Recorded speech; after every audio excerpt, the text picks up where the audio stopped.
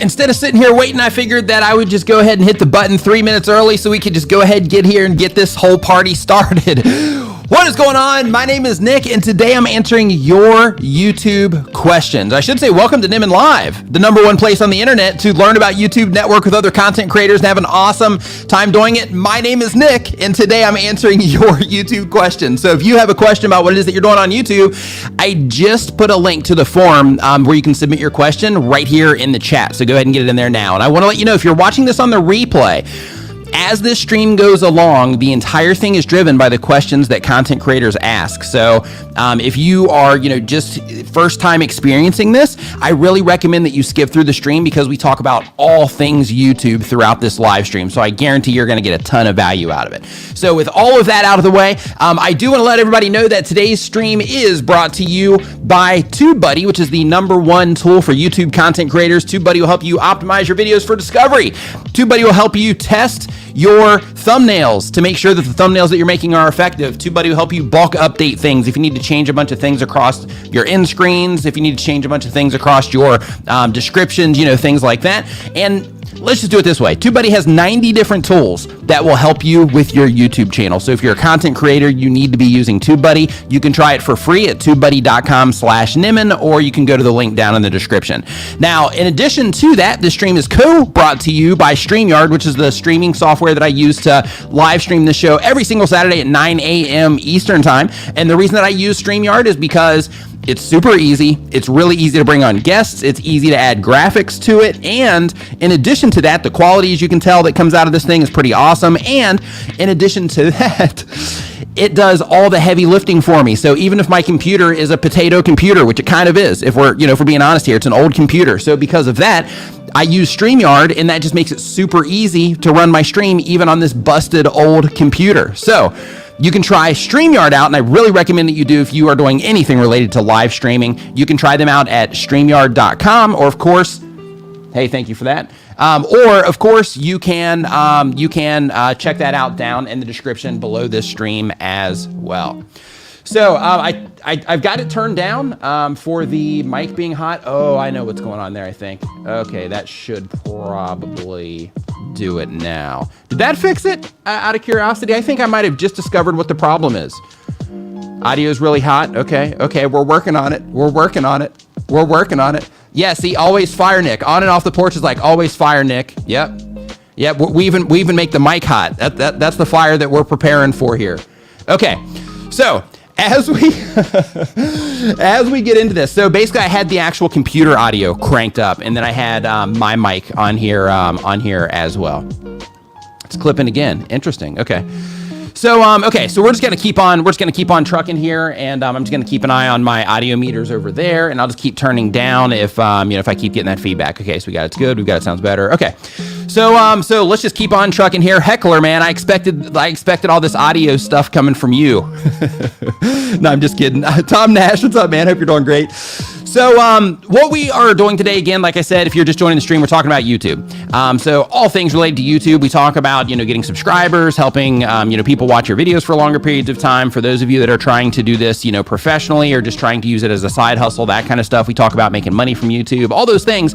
And I'm answering all those types of questions for you, but you got to get your question in the form that's down in the description of this stream right now, or if you scroll to the very top of the chat, it's going to be up there as well. But basically, you want to make sure that you get your question in there so that I can get it answered for you on the stream today. And with all that out of the way, I want to go ahead and just hop into the first question. Let's go ahead and get this party started. Let's get this party started. Yeah. Okay, so Leanda Land is the name of the channel here, and the type of channel is a lifestyle and how-to vlog.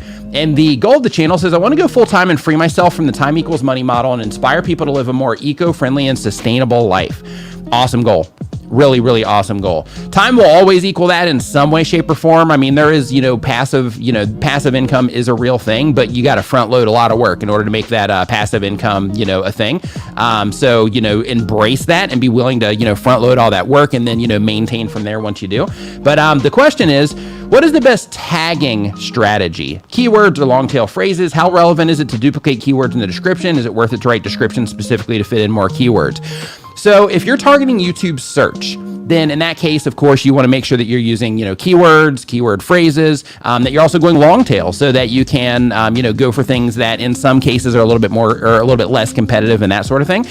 So because of that, that's the approach that you want to take. And you want to make sure that if you are targeting search, of course, YouTube's smart enough to figure it out. If your content is appropriate for search, they're eventually going to put it there, but you can help everything, be easier on the system by helping let the system know what your video is about. And one way that they detect that is of course they their systems kind of watch the content, for lack of a better way to say it.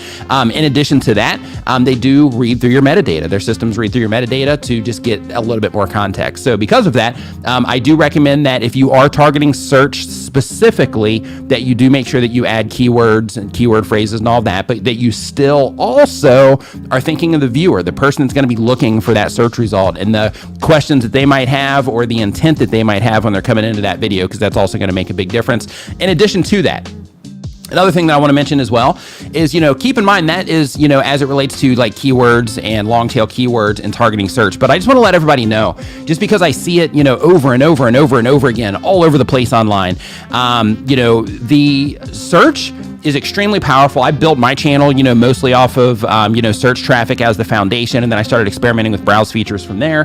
Just trying to like really, tune into that side of things.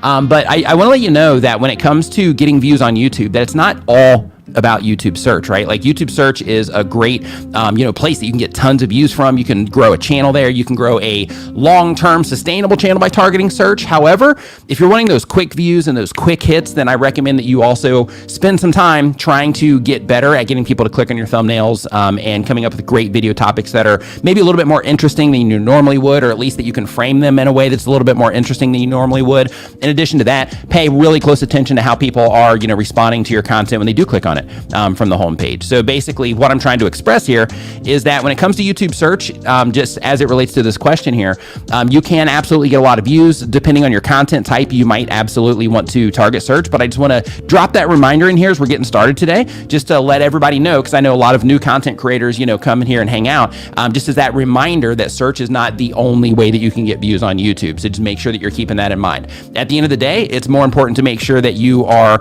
optimizing your videos for the people that are going to see your videos on the platform, more than it is that you are only thinking about keywords and keyword phrases and all of that. If you open your mind out past that and you start thinking about the people and how you can serve those people, to where if your content were to show up on their homepage, they'd be like, yeah, I'm going to click on this because I want to come in here and I want to enjoy this content. That's the way that you win a lot faster.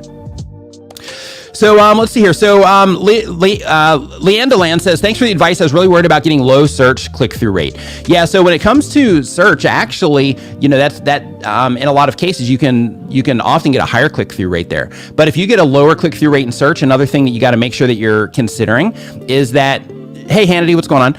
Another thing you got to make sure that you are considering when it comes to search is, if you do have that lower, click-through rate there, is you could just have other people for those particular terms that are just, winning all those clicks as people are going in there, and therefore, you're just not as competitive there yet. So if you are, specifically targeting search and you're trying to get, more activity from search, and you've noticed that your click-through rate is low there compared to the impressions, then in that case, you might want to update, maybe your title, maybe your thumbnail, to kind of better position it for that person that might be looking for it in YouTube search. Now, with that said, I also want to let you know that you do want to make sure that you're keeping the amount of impressions that you're getting on that video in mind as well. Like, for example, if you have, like 300 search impressions and your click-through rate is low, then you definitely need to go in and update things. But if you've got, tens of thousands or hundreds of thousands and your click-through rate is low, then it's a little bit more understandable, because then in that case, there's just been a lot more people through it. But just keep in mind that it's awesome. I want to highlight this really quick. It's awesome, Leandaland, that you're like thinking about this and that you're actually going in there and you're looking at your click-through rate and all of that, because it typically takes people like a while to get to that point of actually, putting in that effort to try to get that extra understanding of, why their videos are performing or not. So high five and fist bump to you for taking that action, so to speak. Ron Stranson, thanks. What's up, my dude? Hope that you're doing fantastic. Welcome to the stream today. Challenger Seeker, hello. Hope that you are doing great. Welcome to the stream. Chantel Hills, Lil Crafty Nook, hope you guys are all doing awesome. D Game, amazing. Hope you're doing great. So let's see here. Next question we have on the list. We have, let's see here, Martonic. Martonic says they do gaming content, Warzone specifically.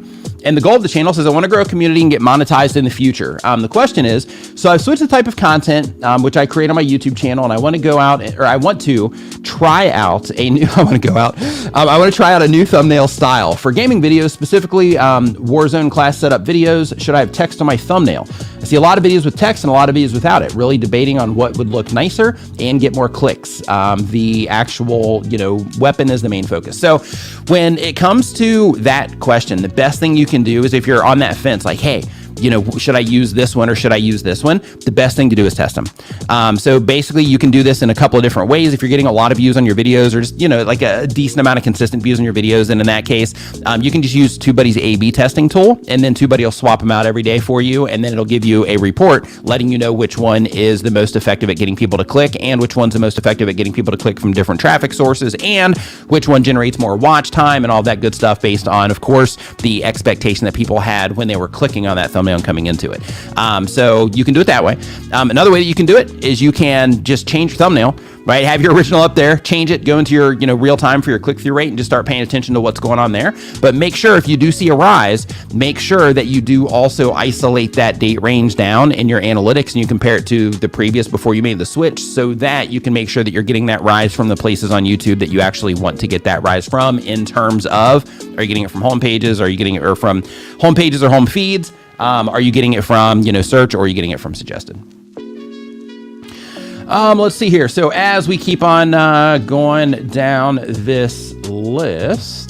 Oh yeah, the text on the thumbnail. So let's talk about that real quick too. So just like search is kind of like a myth of YouTube, to where, it's extremely effective, but in terms of people thinking like I have to do, search for every single video, the idea of text being on thumbnails is like another thing that a lot of people think they have to put text in your thumbnails, but you absolutely do not. That's why it's so important to test, because, with some content or with some content types, or even some video topics, it might be better just to have, the imagery that you're using instead of, polluting the whole thing with text. Like if you can focus somebody in on something interesting, then, in a lot of cases that can get you further than putting text on the thumbnails. But experimenting is going to give you that answer for your content, for the people that YouTube is showing your content to, and you're going to be able to see the data on how people respond to each different choice that you make there when it comes to deciding to put text or not, or no text on the thumbnails. All right. So let's see here. If you're enjoying the show so far. If you're enjoying the show, remember to give it a thumbs up and share it with a friend right now. Adoption with Nairi, welcome to the stream. Nice to see you in here. Shark Scrapper, nice to see you here as well. Welcome back. Hope everybody's doing fantastic. Had a great week. Next up, we have Keyboard. Keyboard says they do gaming content. The goal of the channel is to get 10,000 subscribers by the end of the year. And the question is, hey Nick, I've recently started a YouTube channel 2 weeks ago. I've been getting around 2 subs per week. Do you have any tips to speed up the process? Absolutely. So if you are publishing your videos and you have, 2 people, let's see, you're trying to get 10,000 subscribers by the end of the year. So the very first thing that I would do is, I'm not sure what your upload cadence is. You actually say daily. So if your upload cadence is daily, say it's really loud. So I have one person saying that my audio is really loud. Are you guys, oh, the stinger was really hot. Interesting. Yeah, my system here, I'm not sure what I'm gonna do. I might have to just kind of swap stuff out or something. I'm not sure what's going on there. Let me look at my settings here to make sure I'm not being compensated on this end. Thanks for the heads up, everybody, on that. So here, echo cancellation, automatically adjust mic volume. Nope, that's not set. So yeah, so I've got everything down. Let's see if this one's a little bit better. Super chat. Oops, just go with this. If you're enjoying the show, remember to give it a thumbs up and share it with a friend right now. Okay. So let's keep on trucking here. So let's see here. So I turned everything down, so hopefully that'll help. If there are any problems in terms of it being too low, then please just turn it up to make it easy there. Thanks for the feedback on that. We're working through it. So something interesting that seems to happen is, it seems like for every stream that I do, because I keep the settings the same. So the settings that were here in the last stream, for example, for the Roadcaster, everything there's the same. Everything's the same in here, so I'm not really sure where that's happening at. But yeah, All right, so we're going to keep on trucking. So let's see here. So the next one's here from the keyboard. The goal is to get 10,000 subscribers by the end of the year. They started the channel 2 weeks ago. They've been getting around 2 subs per week. Do I have any tips to speed up the process? Absolutely.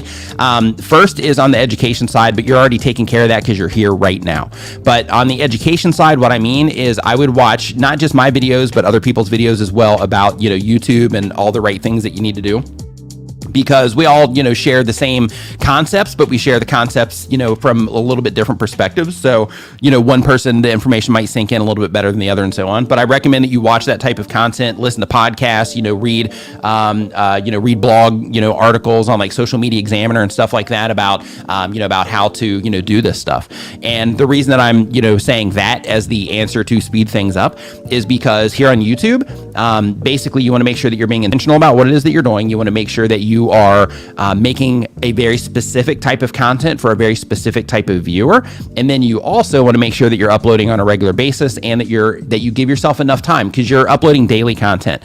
One thing that I do recommend is that you do give yourself enough time in order to not publishing, so that you can give yourself some time for, the educational stuff as well, and for skill development and all of that. Because when it comes to YouTube, just bulk uploading isn't, that's not the path. If the content isn't, as effective as it could be, so to speak. So because of that, it's really important just to make sure that you spend time learning, the extra skill sets on, making good thumbnails, watching videos on like color theory, watching videos on, just graphic design in general, so you can start learning how to lead people's eyes into the things that you want them to focus on and things like that.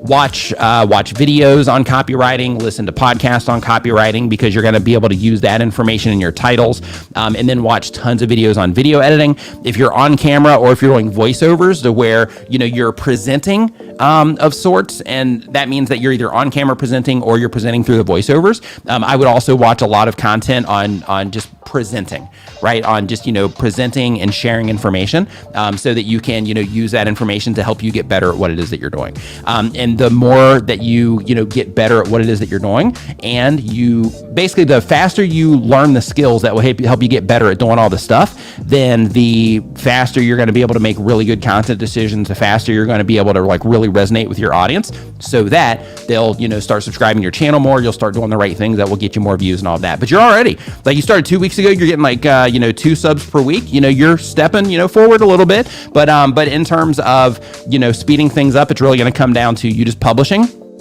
and making great content decisions for who it is that you're trying to reach. And then of course the skills that you develop, and of course time, so basically when it comes to YouTube, a lot of people, when they start, they've never done this type of thing before, right? So they might have social media accounts and all of that, but they've never like tried to build an audience before. They've never tried to serve an audience in a particular way with like a certain type of content and things like that. So because of that, a lot of people, when they first get started, they have this huge learning curve that they have to go through. And if you are in that spot, like, don't stress out about it. If you're not getting the results that you want like right away and you're wanting to like accelerate things, don't like stress out about it. Just think, okay, I need to make sure that I'm developing the skills that I need in order to move me forward if I've never done this type of thing before, so that I can get those skills under my belt so that I can be better prepared to do this long term. So just keep that in mind. Let's see here. So as we keep on going here, we're going to hop into the next question here on the list. And if you're just joining the stream, I want to let you know that I'm pulling the questions right now from the form that is down in the description below. Later in the stream, we're going to be pulling them directly from the chat as well. And I also want to let everybody know that we also have 2 more exciting live streams today. So we have my brother and Daniel doing channel reviews here a little bit later on the StreamYard YouTube channel. So if you're somebody that's wanting to, have somebody actually look at your channel and tell you the things that you're doing wrong or tell you the things that you need to do to improve, you definitely want to make sure you're checking out that stream. In addition to that, Daryl Eves also has a stream going tonight. So if you are somebody that, has you've got some traction on YouTube and you're wanting to, get that like next level of information, then in that case, I really recommend that you guys, hop over into Daryl's stream. And I think the StreamYard one with my brother and Daniel, I think that one starts around like 12:05. I think Daryl starts at 12:30 local time, which would be the same number Eastern time as of right now, but next weekend it's going to change. So I just wanted to share that with you guys just so you know it's coming. Next up, hey, can you guys hear the music playing in the background by any chance? I just want to make sure. Let me know if you can hear that, or if it's coming in too loud. So let's see here. So next up on our list, we've got Heckler. Yep. I always get worried just because of the channel name here. I'm like, I scroll down this. I'm like, is this going to be like a heckle? Is that what's going on here? When I scroll this down, am I going to get heckled here in this form? But Heckler does a gaming channel, and the goal of the channel is to give people the right information about the game. And the question: seeing people doing view botting and gaining views and eventually ranking their videos in a search term is depressing. So here's the thing: that comes from how people respond to the content. That does not come from like view botting and things like that. None of that stuff works to help you get views. YouTube systems are smart enough to detect all of that, and any gains that are received in those moments while it's actually happening will actually end up getting removed.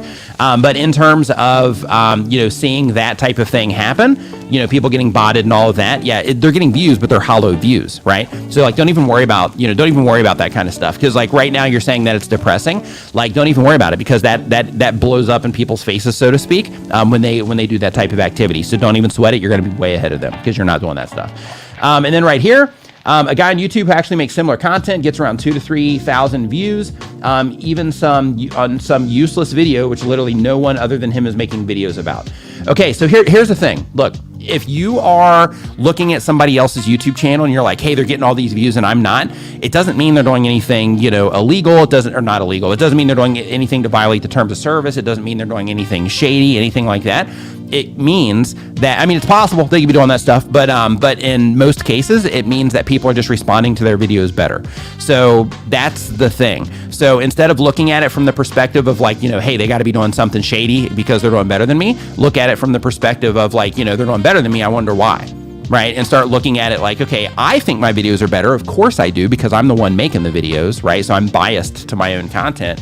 And when we put them out there into the world, then the world makes their judgment. And as of right now, they're judging the other person's videos as a, better video. But I'm going to keep reading the question here, but I just wanted to make sure to mention that. But it says, let's see here.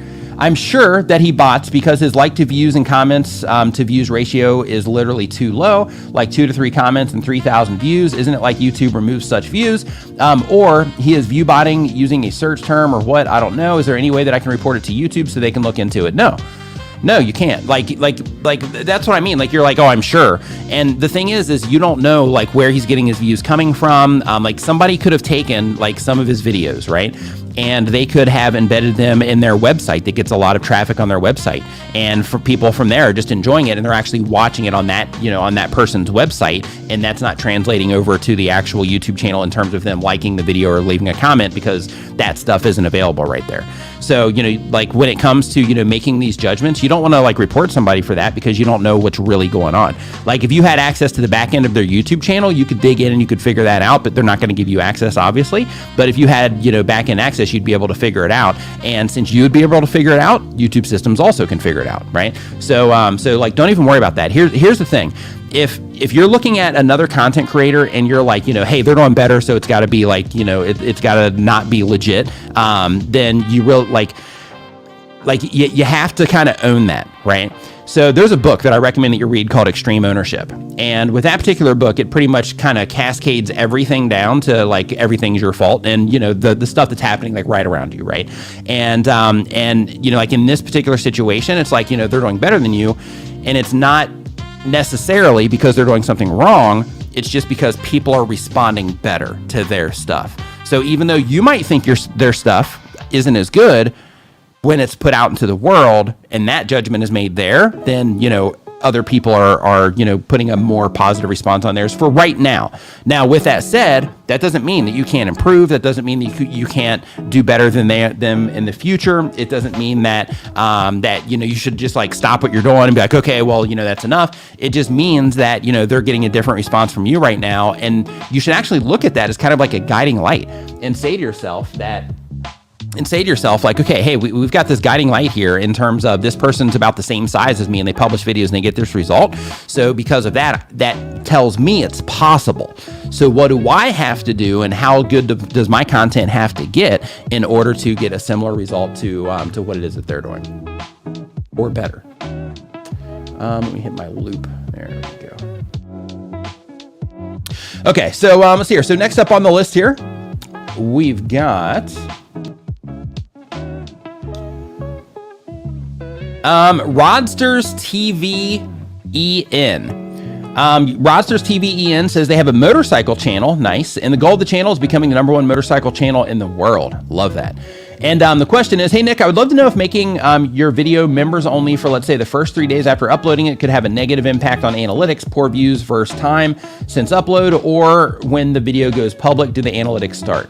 So when it comes to YouTube, according to YouTube, nothing matters until the video actually goes public. But that's when it comes to, your video being private, your video being unlisted.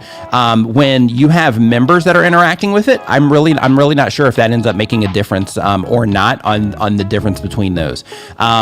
Because the only thing that I've been focused on, in terms of, that type of information is, the normal use case of, do I have this as public, unlisted, or private, right? But when you have it as a members video first, you will have some people interacting with it. You will get that engagement, but really with a members video, because it's locked behind your paywall essentially anyway, like it's not really in the system in the same way that the normal videos are, right? So in terms of the system, giving it impressions to people that are not channel members. So because of that, I would think, and this is not saying that this is the case, I'm just saying that I would think that it still wouldn't matter until you went, completely public with that particular video. But one thing that I would do is I would just hop on Twitter for like a question like this, so you can make sure that you get it, from the horse's mouth, so to speak. I would hop on Twitter and at Team YouTube and ask them that same exact question, and they should be able to give you, a little bit more clarity on that. Let's see here. Danielle, cutting the caboose in the house. What's up, Danielle? Hope you're doing awesome. Thank you for the super chat. I appreciate it. Says, fool people into thinking you're a tourist in your hometown by wandering around with a map and asking people for directions. I hope you make a coffee table book of these. I really do. I really hope you make a coffee table book of these. Martin, what's up, man? Hope you're doing awesome. Says you're committing to daily shows for 4 weeks to see if it'll kickstart a bit more growth. Interesting. Yeah, definitely keep us posted on that and see how it goes. And one of the cool things about that is, and this is coming from Martin over at Calming Anxiety YouTube channel. He posted this in the chat saying that he's taking this month, he's committing to daily shows for 4 weeks to see if it will kickstart a bit more of growth. And, one of the things I just want to highlight here is that, he's doing an experiment and he has a time length. Hey, this experiment's going to last for this long. And then he's going to go look at data, see what's going on. That's what everybody should be doing with the questions of, should I have text in my thumbnail? Should I not have text in my thumbnails? Like those types of things. So make sure that you do experiment on a regular basis. So let's see here as we keep on trucking here. Scientific writing tool is the next question on our list. They do educational content. The goal of the channel is to educate viewers and hopefully get monetized. And the question is, how important is the category that is selected when uploading a video? I make educational videos about scientific writing topics, and my target viewers are scientists. I've been selecting science and technology, but should I select education instead? If you are doing like educate, okay, let's answer the big question. And the big question is, do the categories matter?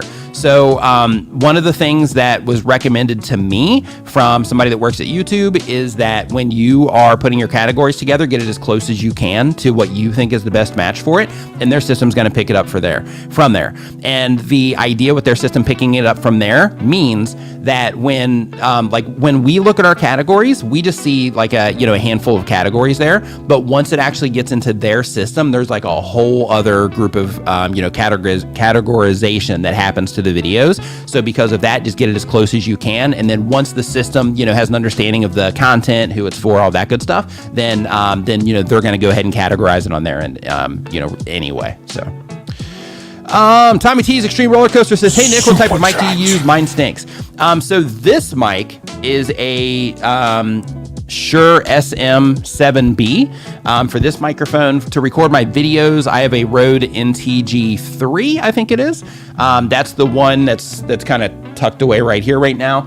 And those are, the main microphones that I use. I also have back here, I've got a Rode Pod mic that I use for like calls and member streams and stuff like that. But the main mics that I use for the live stream is the Shure SM7B. The main one that I use for my video content is the Rode NTG3. And another thing that I got recently is I got the little Rode Wireless Go 2 kit. the little lavalier kit. I'm actually liking the sound out of that. It actually sounds pretty good. So that's my thought on that so far as well in terms of that little wireless kit, and it's super small. So you can just throw them in your pocket, like whatever. Like I also had their filmmaker kit in the past. And the boxes are just really big. The transmitters and all that, they're just really big, and you couldn't fit them in your pocket, and it's just kind of like awkward. But with the new ones, it's great. Let's see here. So as we keep on going down through this list here, we took care of Scientific Writing School. Cazador 719 says they do hunting and outdoors content. The goal of the channel is to share with the Hispanic community important information in Spanish regarding hunting in the outdoors of Colorado, USA. Woo-haw! The outdoors of Colorado, USA. The question, intro versus no intro on uploads or countdowns on lives. Always mixed feelings about this topic. Can't delete countdown after live because it will delete chat. Any advice? Absolutely. So if you are wanting to use your live stream as a means to grow your YouTube channel, it's really important to make sure that you're thinking of that replay for the people that are going to be experiencing your live stream after you're not live anymore. So because of that, I strongly recommend that you do not use countdown timers before your live stream if you want to maintain your live chat like you mentioned. So like as you can see with my live stream, when I start, I just hit the button, I give it about like 2 seconds, and then I just go for it. And the reason for that is because that's exactly what I'm talking about right now. This isn't like necessarily to grow the channel, but I do want the people that are going to be coming in. I always think of the viewer experience, and I want people that are going to be coming into my content to not be interrupted with that kind of stuff. I want them to be able to get to the content. That's also why at the beginning of my live streams, as long as I remember to do it, I'll mention, hey, and if you're watching this on the replay, right? So I'll just give like a quick thing, and I'll say, oh, and if you're watching this on the replay, because I want to be able to catch those people on the way in, let them know that they should be skipping around and things like that. So I kind of pre-plan for that replay experience. So there's that. But in addition to that, when it comes to the video content, all you got to do for this one, go into your audience retention reports and just go and see the section where you have your intro and go look and see if you're getting a dip. If you're getting a dip, then in that case, I would take out the intro. And the reason that I would do that is because if you think at scale and you think of all of this stuff from the perspective of, okay, if I lose 1% of my viewership or 2% of my viewership or 5% of my viewership during this like logo intro, then in that particular case on one video, that might not seem like a lot unless it just crushed with views. But if you scale that out over the course of a content library, that's a huge amount of people that you weren't able to impact because they abandoned the video before they even got into the content. So because of that, I would just go into your audience retention reports, look for a dip, and if you see it, just consider that like long-term impact, so to speak, of having that dip happen across your entire content library for the next 100 videos that you make. So really quick, I need to step away for about 30 seconds, and I'm going to play the diss track that Brian G. Johnson and I made for Daniel Batal. This is a fun thing that we did. It wasn't malicious or anything like that. I want to make that clear, but because it sounds mean in some parts. But I'm just gonna play it while I step away here for about 30 seconds. I'll be right back.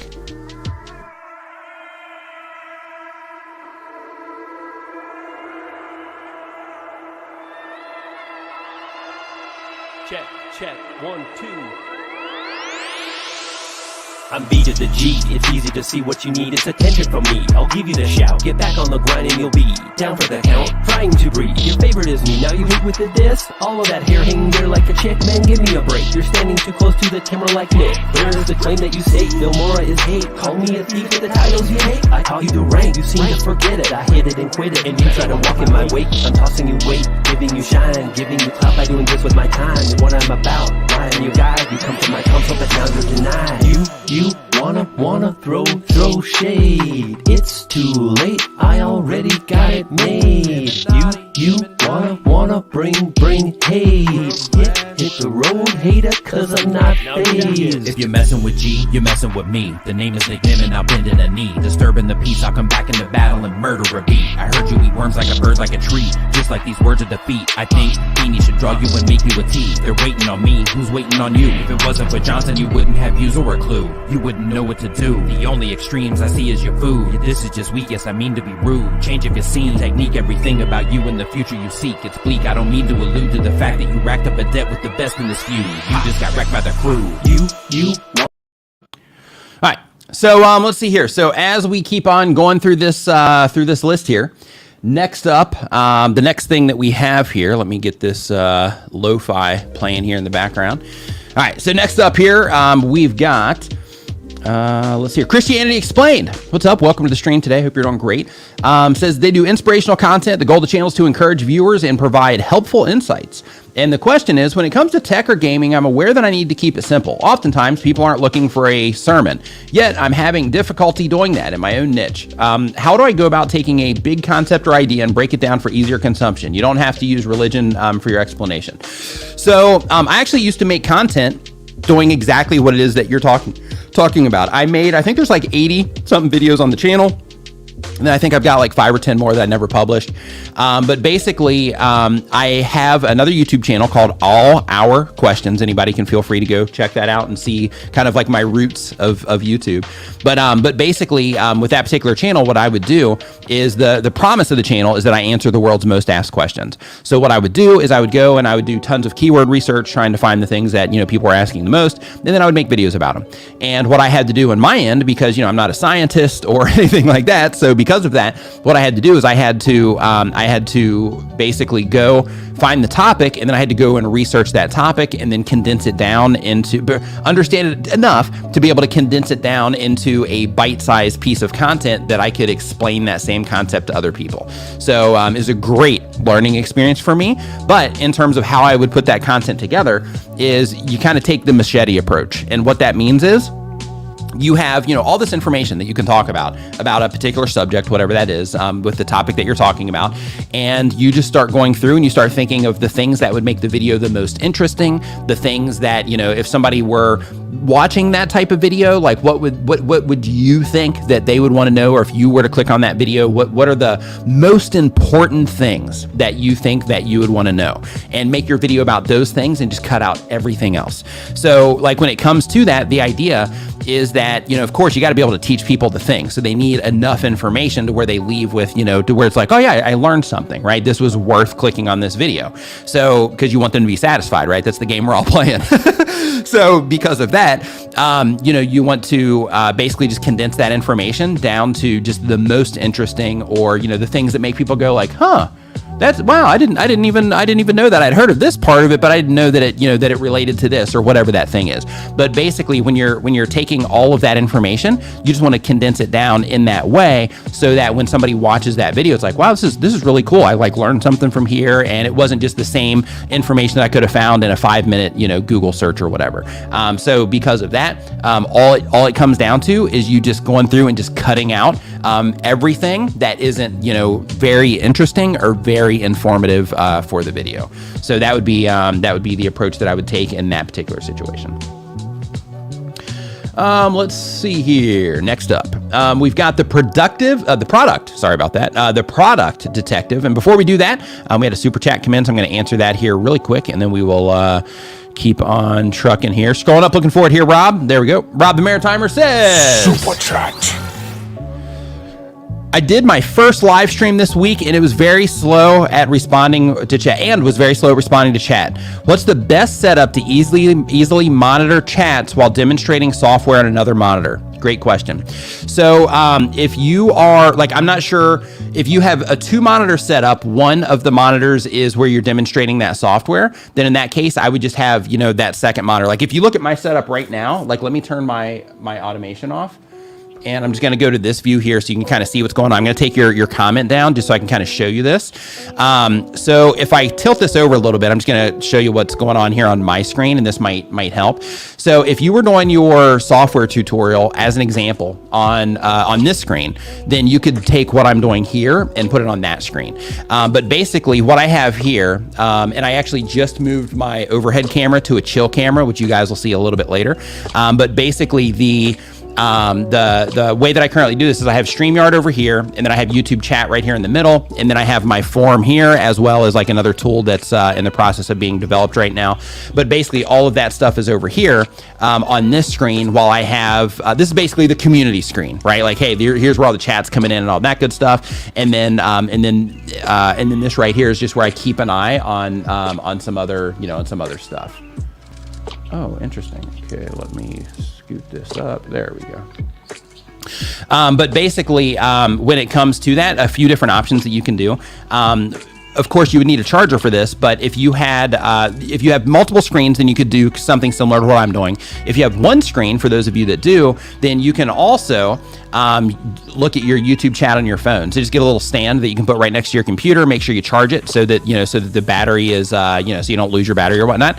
But just have it charged and just have it sitting right there next to your screen, so you can see it there as well. So when I used to have a single monitor setup, what I would use is I would use either my phone to do the chat while I was showing something during the live stream, or I would just use a tablet.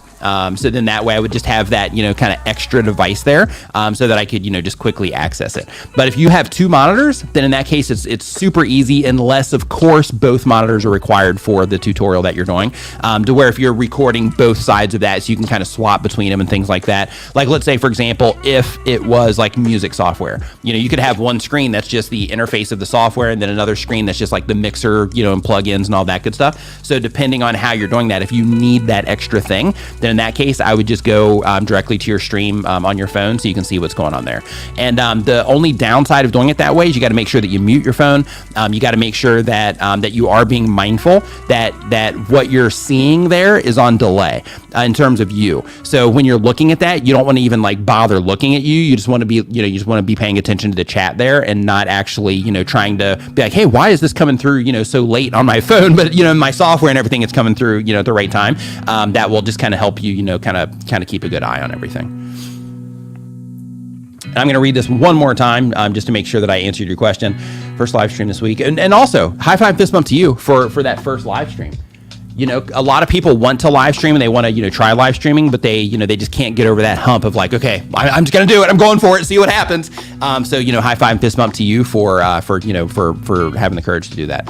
It says, what's the best setup to easily monitor chats while demonstrating software? Yeah. So if you're demonstrating the software, then, your main screen so that you can easily see what's going on in the software, that would be that. And then the next screen would be where you would have your comments. And look, like when it comes to comments, like I was showing you before, the only YouTube one is right here in the middle. So it's basically, it's a strip like this big. Technically, if you were doing your software tutorial, then technically you could, depending on, how big your screen is, you could take that, the actual chat, you can pop that out of your live stream. That's what I have happening right here on my screen.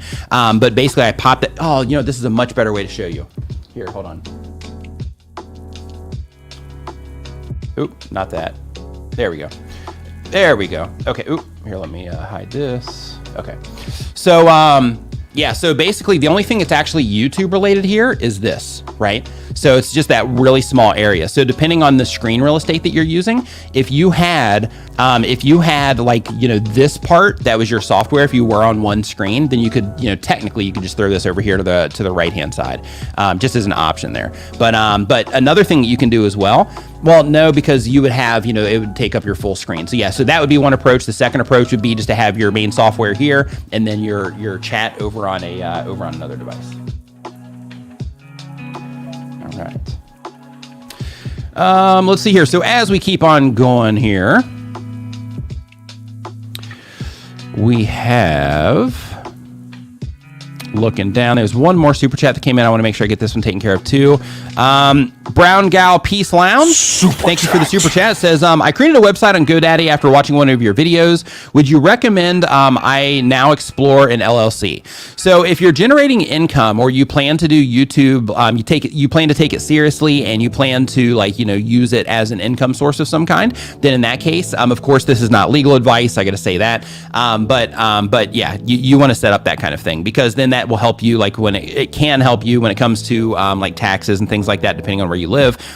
So yeah, and that also helps kind of keep your YouTube business separate from your normal life stuff as well. Because, when YouTube's paying out, to your accounts and all that good stuff, if you can keep everything kind of isolated into like, hey, this is my YouTube business, and then you have, your personal stuff, you can technically start getting salaries from your YouTube business and things like that. So you can, have that like stable income that like banks require and things like that if you're going to be getting loans in the future and stuff like that. So yeah, so you definitely want to set that up if you are planning to, take this seriously and use it as use it as an income source.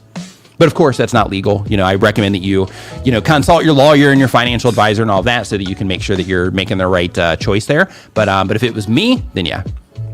Let's see here. So as we keep on going down this list, we've got, okay, let me refresh this here real quick. It's interesting that it keeps doing that because I'm streaming here. Yeah, I just learned something today. So I have this other window open here while I'm streaming today. And when I have this open, it's interesting because my account's open here, now it's not letting me listen to music in the background, which is pretty interesting. Okay, so let's stay focused here. Come on, Nick, stay focused, man. Stay on point here. Okay, it says, took me 30 minutes. Thank you for that super chat, Rob. It says, took me 30 minutes to get the courage to click and go live. I have 3 monitors and had StreamYard on my side monitor, and I never did launch YouTube chat, only used StreamYard chat. Perhaps that was a mistake. Yeah, so basically, you can do everything within the StreamYard chat. That's perfectly okay. It's just a habit of mine, and I've just always done it this way, and I don't know, I should just depend on the StreamYard chat, but I've just always just had one window up somewhere where I can see the chat directly coming from YouTube in the event, because I know that, all these, services, they pull from an API. So in the event that there is some issue there, it's kind of like a backup is the reason that I use both. But really, you'll have everything you need inside of StreamYard in terms of reading your comments. The only difference, though, is if you do want to switch from top chat to live chat, then, StreamYard doesn't have that. But if you're multicasting, then, of course, StreamYard will be able to capture that to where here, for example, because I'm here on YouTube and I'm on Twitch. So with me being over on Twitch, the only way that I'm seeing that chat is what comes through over here on StreamYard. I, of course, don't see that right here on the on the YouTube panel that I have popped out. Matt, thank you, my man. Says, thanks, Nick, for sharing your knowledge and time with us. Awesome community to be a part of. Thumbs up, y'all. Thank you for the kind words there, Matt. Super appreciate it, man. Glad that you are enjoying being a channel member. Let's see here. As we keep on going down the list, Jessica says, got a little monitor envy going on. Yeah, really, it's just these two. I just have these, 2 monitors, going on here. I've got the good ones back here. If you want monitor envy, you'll get it from this one right here. Go watch one of my old streams. I used to have that one set up right here. That one's definitely worthy of monitor envy because it's a pretty awesome monitor. But these 2 right here are just normal, normal monitors. Let's see here. My friend raps and has his own YouTube videos for free. Okay, yeah. Well, we're not doing the questions here from the chat yet, so we're going to be doing those here soon. I'm just staying focused on the actual form here first, and then we'll be doing those here in just a little bit. So hang tight with that particular question. So the product detective. Let's get back there to the product detective. So the product detective says that they upload every other day. And the type of channel is kids, gaming, Fortnite, Minecraft, and Roblox. And the goal of the channel is a hobby at the moment and then monetization to be full-time. And the question is, my young son had a channel, Rumble O'Death. He made 10 to 30 minute gaming videos. He has just begun streaming and streams for 2 to 3 hours at a time, sometimes 2 to 3 times a day, with people coming in and out. When a stream then gets posted as a video, is that hurting his channel because people won't get on and watch the entire video? P.S. He grew to around 120 subscribers over the past year, but since he started his daily streams 5 days ago, he's jumped to around 600. Nice. So when it comes to leaving his live streams public on the channel, what he wants to do is he wants to just think about it from the perspective of his live streams are awesome while they're actually live, and he wants to really lean into making sure that he's giving a good live stream experience, which he clearly is. People are responding to it. But then he also wants to make sure that he's structuring things in a way to where if somebody does come into the live stream, after it's not the live stream, the actual live stream replay, when they come into that they have a nice clean experience there getting into the content. And what I mean by that is a lot of live streamers will make the mistake of having countdown timers like we talked about before, and they'll just leave them on there, after the stream is finished. They'll have, a bunch of stuff that they do in the beginning, and they don't let people know that they should skip it, or they just have a bunch of stuff, shout out sessions and things like that at the beginning. And that's great during a live stream. But then once the live stream is complete, then none of that stuff has any value. So because of that, one thing that he wants to keep in mind if he is, trying to grow the channel with that stream is that he might want to structure it in a way to where he can cut that stuff off, that beginning stuff off, because you can do that in the YouTube editor, to where you can cut that beginning stuff off for the replay, and that will also cause the live chat to be taken off. So then in that case, what will happen is it'll actually feel like a piece of video content. But when he does that, another thing you want to make sure that he does is if he is going to cut off a beginning portion of the stream, where if he has countdown timers, if he has like a part of, a little bit of time where he's just kind of waiting for people to come in the stream, maybe the game's loading, like that kind of stuff. If he can have all that stuff up to a certain point in the stream and then make a clear cut point, what he can do is he can reset the room. And when he resets the room, all he has to do is say, hey, if you're just joining the stream, we're playing this game. This is what I'm trying to accomplish, right now, in this particular session. So, let's see how far I can get, or, whatever the thing is that he's trying to get them interested in.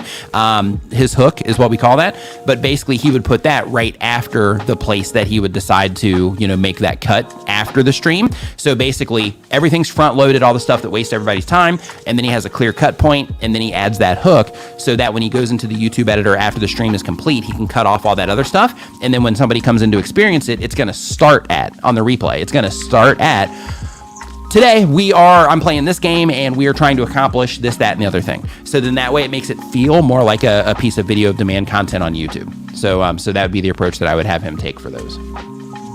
And tell him high five too. High five and fist bump for having the courage to start live streaming, and even more is that he had the courage to do the live streaming, and people are also loving his live streams enough to to increase his subscribers that much over such a short amount of time. So congratulations to him for taking that leap. So let's see here. So as we keep on going, hey Drew, thanks man. Yeah, it's kind of all over the place today. I'm turning it up and turning it down, and it's just kind of like it's a little bit. It's one of those streams. I think I might know what the problem is, but there's nothing I can do about it at this moment in time. So we're just going to keep on trucking, and then I'll have to just fix it before next stream. It's actually one of the things I was thinking about when I stepped away for a few minutes there earlier when that video was playing. Is I was like, man, why does this keep happening? And I think I know exactly what it is. But the creative tutorials is our next question here. And if you're just joining the stream, what we're doing today is we're talking about YouTube, all things related to YouTube. So if you're a content creator, everybody else here is a content creator as well. And we're just all here, sharing information about YouTube. And of course, we are also content creators. So that feeling that you have when you hit that publish button and you sit back and you're like, and you do that, right? You're like, man, I hope they like this one, right? Like we all feel that vibe, right? Like we're all there. Like we all go through that. So you're amongst your people here. So welcome to the stream if it's your first time. So the creative tutorial says that they do technology content. The goal of the channel is I need to get more subscribers and viewers. And the question, how can I get more views and subscribers? So when it comes to YouTube, one of the things that, hey, thanks Christianity Explained. I appreciate that. I just turned it down even more. So I'm going to, I'll keep it right in that spot. I'll turn this down too. But basically when it comes to getting more views and subscribers on YouTube, of course, the very first thing that you got to think about when it comes to the subscribe side of things, who here wants more subscribers on their YouTube channel, or who here would like to get more views on your YouTube channel? Just do me. And the reason I'm saying that is just because, I just want, let's see the channel name here, the creative tutorials, to know that, pretty much everybody here wants more views and subscribers on their channel. So, when it comes to getting more views on your YouTube channel and it comes to getting more subscribers on your YouTube channel, one of the things that you want to make sure that you are keeping in mind is that on the view side, everything is based on performance on YouTube. And what that means is video performance is based on how good you are at getting people to click on your thumbnails and titles, right? And coming up with good video ideas, because that's also part of winning the click. And then once people click, getting people to enjoy your content to where they're going to watch it for a longer period of time, and they're going to further engage in that content and or possibly your channel. So if you do that, and you do that rinse and repeat over and over and over again, then that's how you end up getting views. And of course, while you're doing that over and over again, you keep fine tuning things so that you can, over time create that better and better experience and get people to respond to it more and more. So keep in mind, one thing that I do want to throw out here just for the sake of clarity is that, I want everybody to know, and this comes from a conversation that I had this week, but I want everybody to know that like click-through rate isn't the only thing that matters on YouTube. It's an accumulation of all of the things. So YouTube is tracking tons of different things, and they're tracking every action that the user takes on a platform. They're tracking every action that people take or that they don't take with your content as well when they're interacting with it. And all of those things add up to YouTube systems determining if a viewer that they're showing this to, if they're having a good experience with your content or not, if they're enjoying the content. So because of that, it's really important to make sure that you are, getting people to click at a fair rate or competitive rate, because if you can't get people to click, then there's other people that can. Like if you can't win the click, then I'll win it, right? Then like when somebody's homepage rolls up or they're going through their home feed, like if you can't win the click and YouTube's showing my video next to them and they're showing your videos, then I'll win it or somebody else will win it. So you have to go through that process of learning how to get people to click on what it is that you're doing and coming up with video ideas that are also interesting or important to people.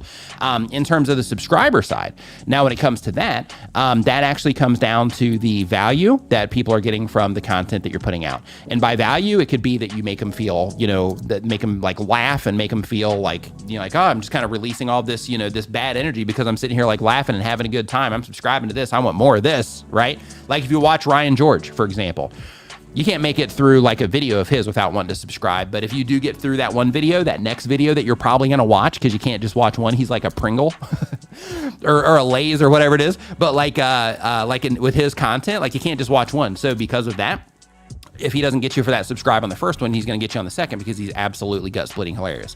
So because of that, just make sure that you're just really clear about the value that you're bringing to people and that you also express that value, because there's the value that you offer, and then there's the awareness of the value that you offer. So when people are coming and they're interacting with your content, when it comes to converting people into subscribers, one of the things to think about is they don't know, like if they're a returning viewer, they know, but if they are somebody that's just introduced to your content for the first time, they don't even know all the content that you have on your channel. They don't know that you have an entire channel based on the thing that you're talking about in that video. So because of that, if you can spread that awareness and just let them know that you have a whole channel for that, or that you make videos like this every Wednesday, or that that this is the specific value that you bring to them, then that tells them, hey, this is exactly the value that you're getting from me, so that they can know it and internalize it. And if they enjoy the content, they'll subscribe. So just make sure that you are just keeping in mind the value that you're giving to your viewers, and that you also make sure that you are reminding people to subscribe. So you can remind people to subscribe with graphics on the screen. You can remind people to subscribe. I know some people put the little fun stuff to where they'll have like a little subscribe thing back here just so it's always there and people always see it. But even little things, right? Like for example, if I go into here, I'm going to just click on a little thing. You'll see it pop up up in the top left-hand corner. But let's see here. Let me find it. Yeah, even like little things like this, right? To where it's just like a little thing that pops up, while you're doing your stream or your video. It's just that little reminder, like, hey, remember to subscribe. You're enjoying this content. Remember to subscribe. Remember to like it. Remember to comment, all that good stuff. Like, it just helps kind of nudge people and just remind them, because if you make really good content, people are going to be engaged in your content. They're not thinking, unless they're a YouTuber, they're not thinking like subscribe. I got to hit this red button. Like, they're not thinking that. We think that because we're content creators. But civilians, they don't think that stuff. What they think about is like, hey, this is a great video. Hey, I'm getting the information I wanted out of this. Hey, this is super funny. Hey, this is getting me kind of fired up. Hey, hey, that person's got like this weird thing going on in their background. Like, you know what I mean? Like that's the viewer.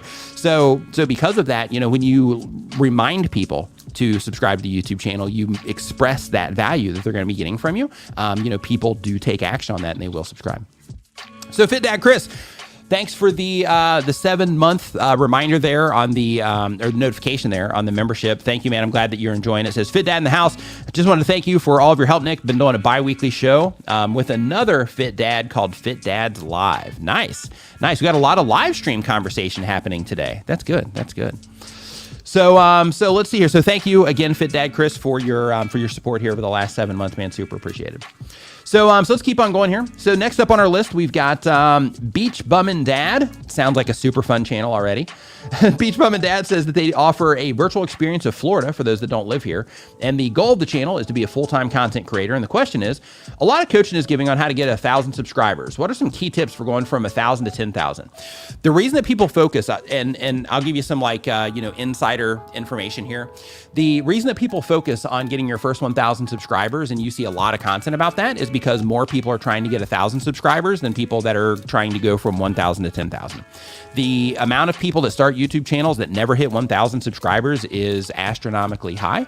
And because of that, if you can help people get through that first 1,000, then there's a really good chance that they're going to continue on that path and that they're going to end up hitting 10,000 and so on. So if you're somebody right now, if you've hit that 1,000 subscriber milestone, really good chance that you are, really good chance that you are going to, continue on that path and that you're going to hit 10,000 subscribers as long as you keep being intentional and you keep staying focused on what it is that you're doing. Really good chance you're going to end up with a play button and so on. So, because of that, when people are focusing on that 10,000, it's like that's where people need the most help, because once you get past that 1,000 subscriber milestone, unless you just have like one video take off, right? Once you get past that 1,000 subscriber milestone, then there you're like starting to catch your stride, right? It's like, hey, you know what? I'm learning how to get people to click more, learning how to get people to enjoy my videos more. I'm starting to get more engagement on what it is that I'm doing. I'm starting to, have people follow me on other social media platforms. Basically, on the road to 1,000, you start creating a little bit of momentum behind your channel. So, so that's why, there's just so much focus on that first, 1,000 to 10,000. But in terms of the things that you do differently is it's not necessarily based on your subscriber count. It's more based on, trying to get your views up and your watch time up. And of course, your subscriber count is going to be a part of that too. But it's more on like, okay, how can I start getting more of all of the stuff, right? Once you cross that 1,000. But the same rules apply. The only difference is by the time you hit 1,000 subscribers on your channel, the amount of data that you have behind your channel in terms of you as the creator being able to go into your analytics and start getting just a really good understanding of the right content to make and how to put that content together in ways that people respond to it and all of that. You have a lot more data to work with, which can help you make your decisions a lot more clear. And by doing that, those are the things that help you, accelerate towards that 10,000. Now, within that as well, is depending. And of course, if it's just like one video that takes off and you end up getting 1,000 subscribers from it, this isn't necessarily the case.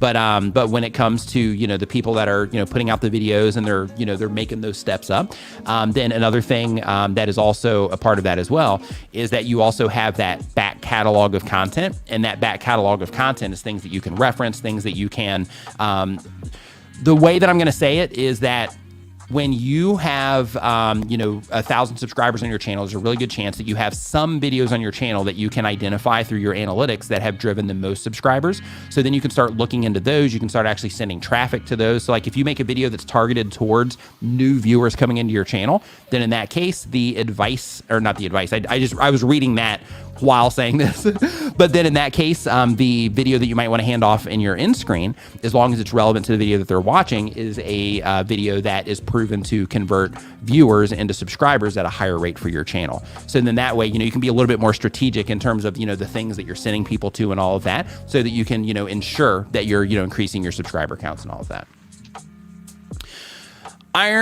Ironing Man, Paul, thanks for the super chat. Says the advice you give is gold, Nick. Thanks so much. My pleasure. Glad that you're enjoying the content. Glad that you are here for the live stream today, and I'm glad that you are enjoying the information. Walter's World, what's up, dude? Hope that you're doing fantastic. Hope you're doing great, man. Welcome back to the stream. So, so next up on the list is, if we keep on trucking here. Oh, one more thing I want to mention too, in terms of the video and the data that you have and all of that. Other things that you want to start doing also, once you cross through that milestone, is you also want to start thinking, if you do have, some content on your channel, you also want to start, going into your analytics and using the grouping feature and start, like really getting a good understanding of, the content that you're making, how people are responding to it from the different traffic sources, the content types. So like, for example, if you have different pillars of content on your channel, still targeted towards the same audience, but just different pillars of content that you put out, then you can start comparing that content against each other using the grouping feature in your YouTube analytics. And you can start to get a really good understanding of what people, respond to at scale, then at that moment in time too.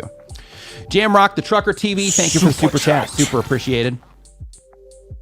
So let's see here. So as we keep on going, we've got question number 12 here is from Epic Instrumental Music. Epic Instrumental Music says they do instrumental music channel for relaxing and work. The goal of the channel is passive income. And the question is, how long does it take a newer channel to have access to all the data inside of YouTube Studio to make actionable decisions to what post next based off of analytics?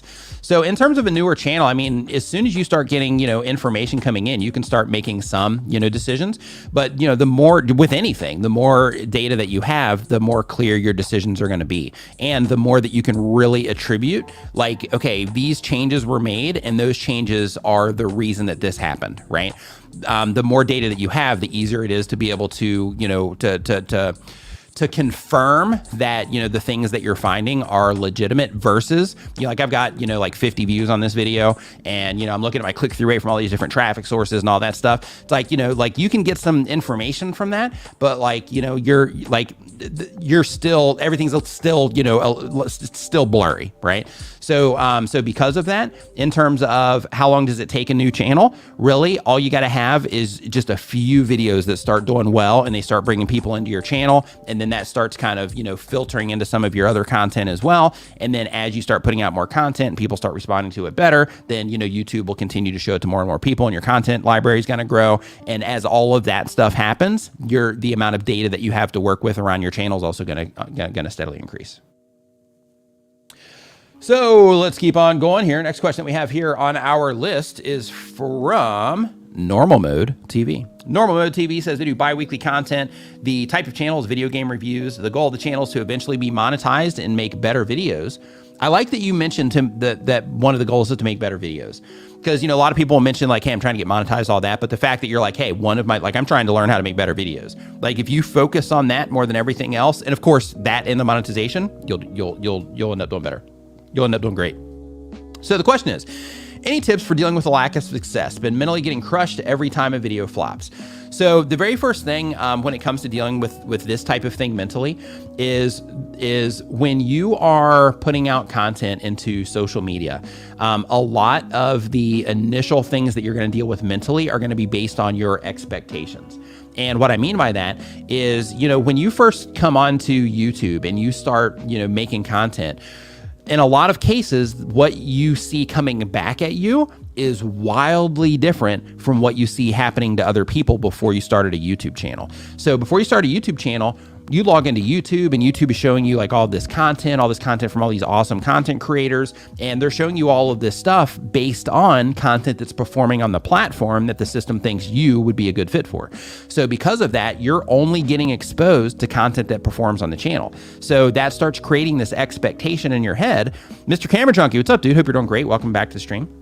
But you start getting these expectations in your head that like every video I publish, like I got to get, at least 50,000 views on this, or every video I publish, I got to get, 1,000 views on it, or I got to get 10,000 views on it, or 100,000 views on it. Or if you're watching Mr. Beast, you're like, hey, I got to get, 1 million views a video in order to even like, deem myself as a successful content creator, right? Because, when you first come onto the platform, like you don't have the reality in terms of, the creator experience. So because of that, you have, in a lot of cases, people come on and they have these expectations of like, hey, I'm just going to publish a video. And then it's like, hey, we're here we go. Woo. Right. But the core thing that you got to remember is that, like I mentioned before, everything is based on performance on YouTube. So when it comes to dealing with the lack of success, one of the things that I recommend that you do is instead of like getting, hard on yourself about it in terms of, mentally getting crushed when a video doesn't perform, instead look at it kind of like a challenge, right? Because it's hard. Like this stuff isn't easy. That's why, not everybody, ends up with large channels. So because of that, one of the things that you want to do when you have content that you publish out and it doesn't do what you expected that it would do, or it just doesn't do anything, all you got to do is just say, okay, there's another one, not a big deal. Like it's unfortunate. I wish that would have done better, but it didn't, which means that I have some stuff that I need to work on. And you just keep revisiting that. And then once you keep working on the skill development side in terms of, editing the content, presenting the content, coming up with the video ideas, putting your thumbnails together, making your titles and all of that. Like once you get all of that stuff to a level to where it creates a better experience for viewers on the platform, then you're not going to have to worry about getting crushed when you publish a video. Because then at that point, everything it is that you're making, everything that you put out, because of the skills that you developed to that point, everything that you put out is going to get some views on it. It might be a lot of views, it might be a handful of views, whatever, but you're going to start getting more views on that stuff on a regular basis. But it's going to come down to the skills that you develop along the way. So when it comes to publishing a video and being like, oh man, I can't believe this has like 3 views on it. When that happens, just be like, okay, that's just one video closer to my next video that's gonna do well, right? Or to the video that's gonna end up, doing well and helping me understand what people respond to in a more positive way on my channel. So like every one that you put out that doesn't do well, learn from it in terms of like, okay, this one didn't do well. Let me go in and look at the audience retention. Let me look at the click-through rate from the different traffic sources. Let me look at how many people completed the video. Let me look at how many people clicked on my end screens from this video and so on. You want to, look at all of that so that you can see, hey, these are the places that I need to improve. These are the things that I need to work on. So by looking at your analytics in that way, it kind of helps you also understand the skills that you need to focus on at that moment in time. Because you might find by doing that, hey, when people do get into my videos, they're having a great experience. They're watching for a longer period of time. Maybe you get some likes or comments or something, but you might find that the thing that you're having trouble with is getting people to click. So if you're paying attention to your stats in that way, then you can see that and you can say like, okay, so when people come into my videos, they're enjoying those, but I'm just having a heck of a time getting people to click. Or I can get people to click, but I'm having a heck of a time getting people through my videos, or getting people through that first minute of my videos, or getting people all the way to the end, or getting people to click on other videos. And then that starts telling you, okay, well, I'm having these problems. So now what do I have to do in order to get over these problems? So for example, let's say that you find that you're getting people to the end of your videos, but you're not getting people to click on your end screens. Then in that case, you have to start working on that skill. And that skill comes down to just being able to identify or think through the relevance of the recommendation that you're, sending people off to in your end screen. And that also comes down to also making sure that you're handing off in a way in terms of, hey, if I made this video about this, to make sure that you're handing off in a way that is also enticing the viewer or encouraging the viewer to want to click on, that particular end screen element as an example. So like when you start, looking in your analytics, it helps you identify like all the different fail points, so then you can know the skills that you need to develop to overcome them. One thing Brian G. Johnson likes to say is skills for subs, right? Skills for subs. And I love that because, like the idea is, as you develop the skill sets required, then everything else, falls into place. And it sucks, like when you publish a piece of content and it doesn't do like you thought it does, it does suck. Because, you put in that effort and, you put in the same effort into that, maybe even more than you will put into content, a year from now. And, and you don't get that result out of it. It's like, man, I'm doing everything that I can do. And people just, I'm still just getting like a few views on this. But, you got to keep in mind and just remember that since everything is performance based on YouTube, that you have to, in order to see it through and reach whatever goals it is that you're trying to accomplish with your YouTube channel, that you have to go through that process of, hey, I'm starting here. These are all the different things I need to learn to be a content creator, that you go through that process of learning those things in order to get the results that you're after.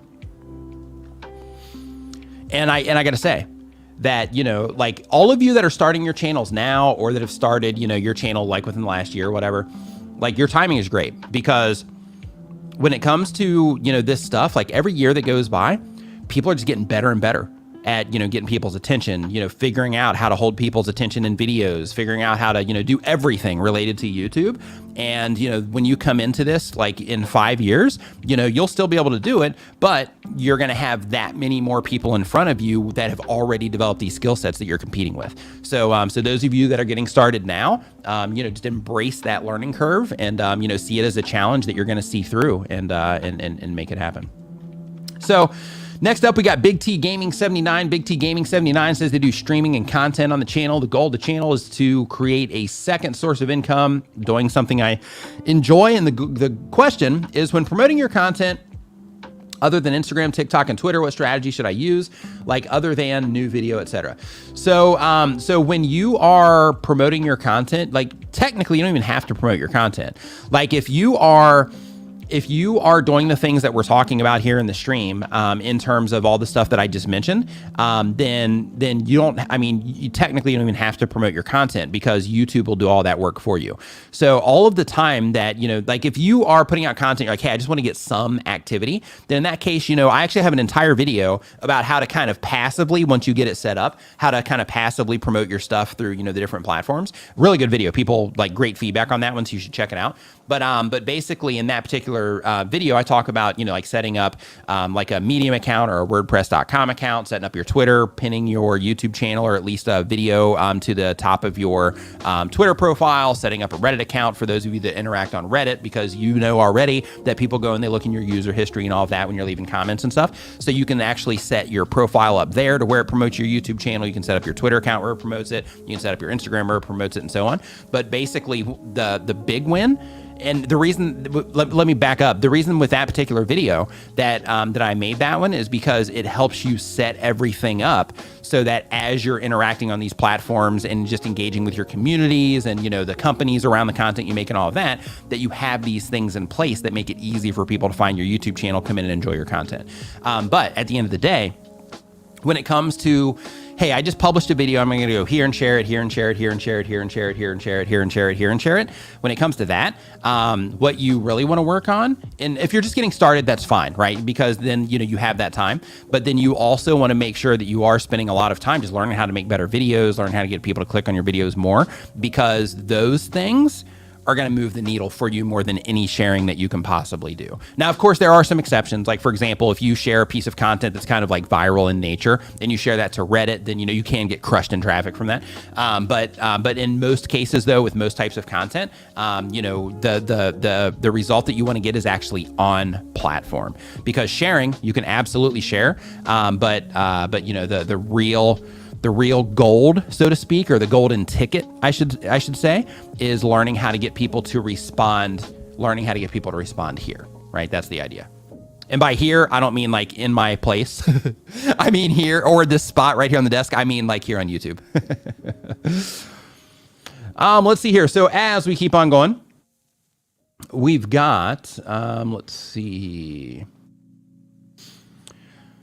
Elemental Bot says that they do Minecraft video essays nowadays. Used to do skits, guides, and gameplays, but I don't do those much anymore. Goal of the channel says I want to make cool videos of interesting concepts, maybe make a job out of it in the future. And the question is, I have two questions. How do I keep motivated? Excuse me. How do I keep motivation when doing annoying parts of the video making process like research? That's the first question. The second question is, how do I come up with the video ideas? It's the main reason I don't upload often. So the very first one, on the motivation when doing annoying parts of the video making process like research.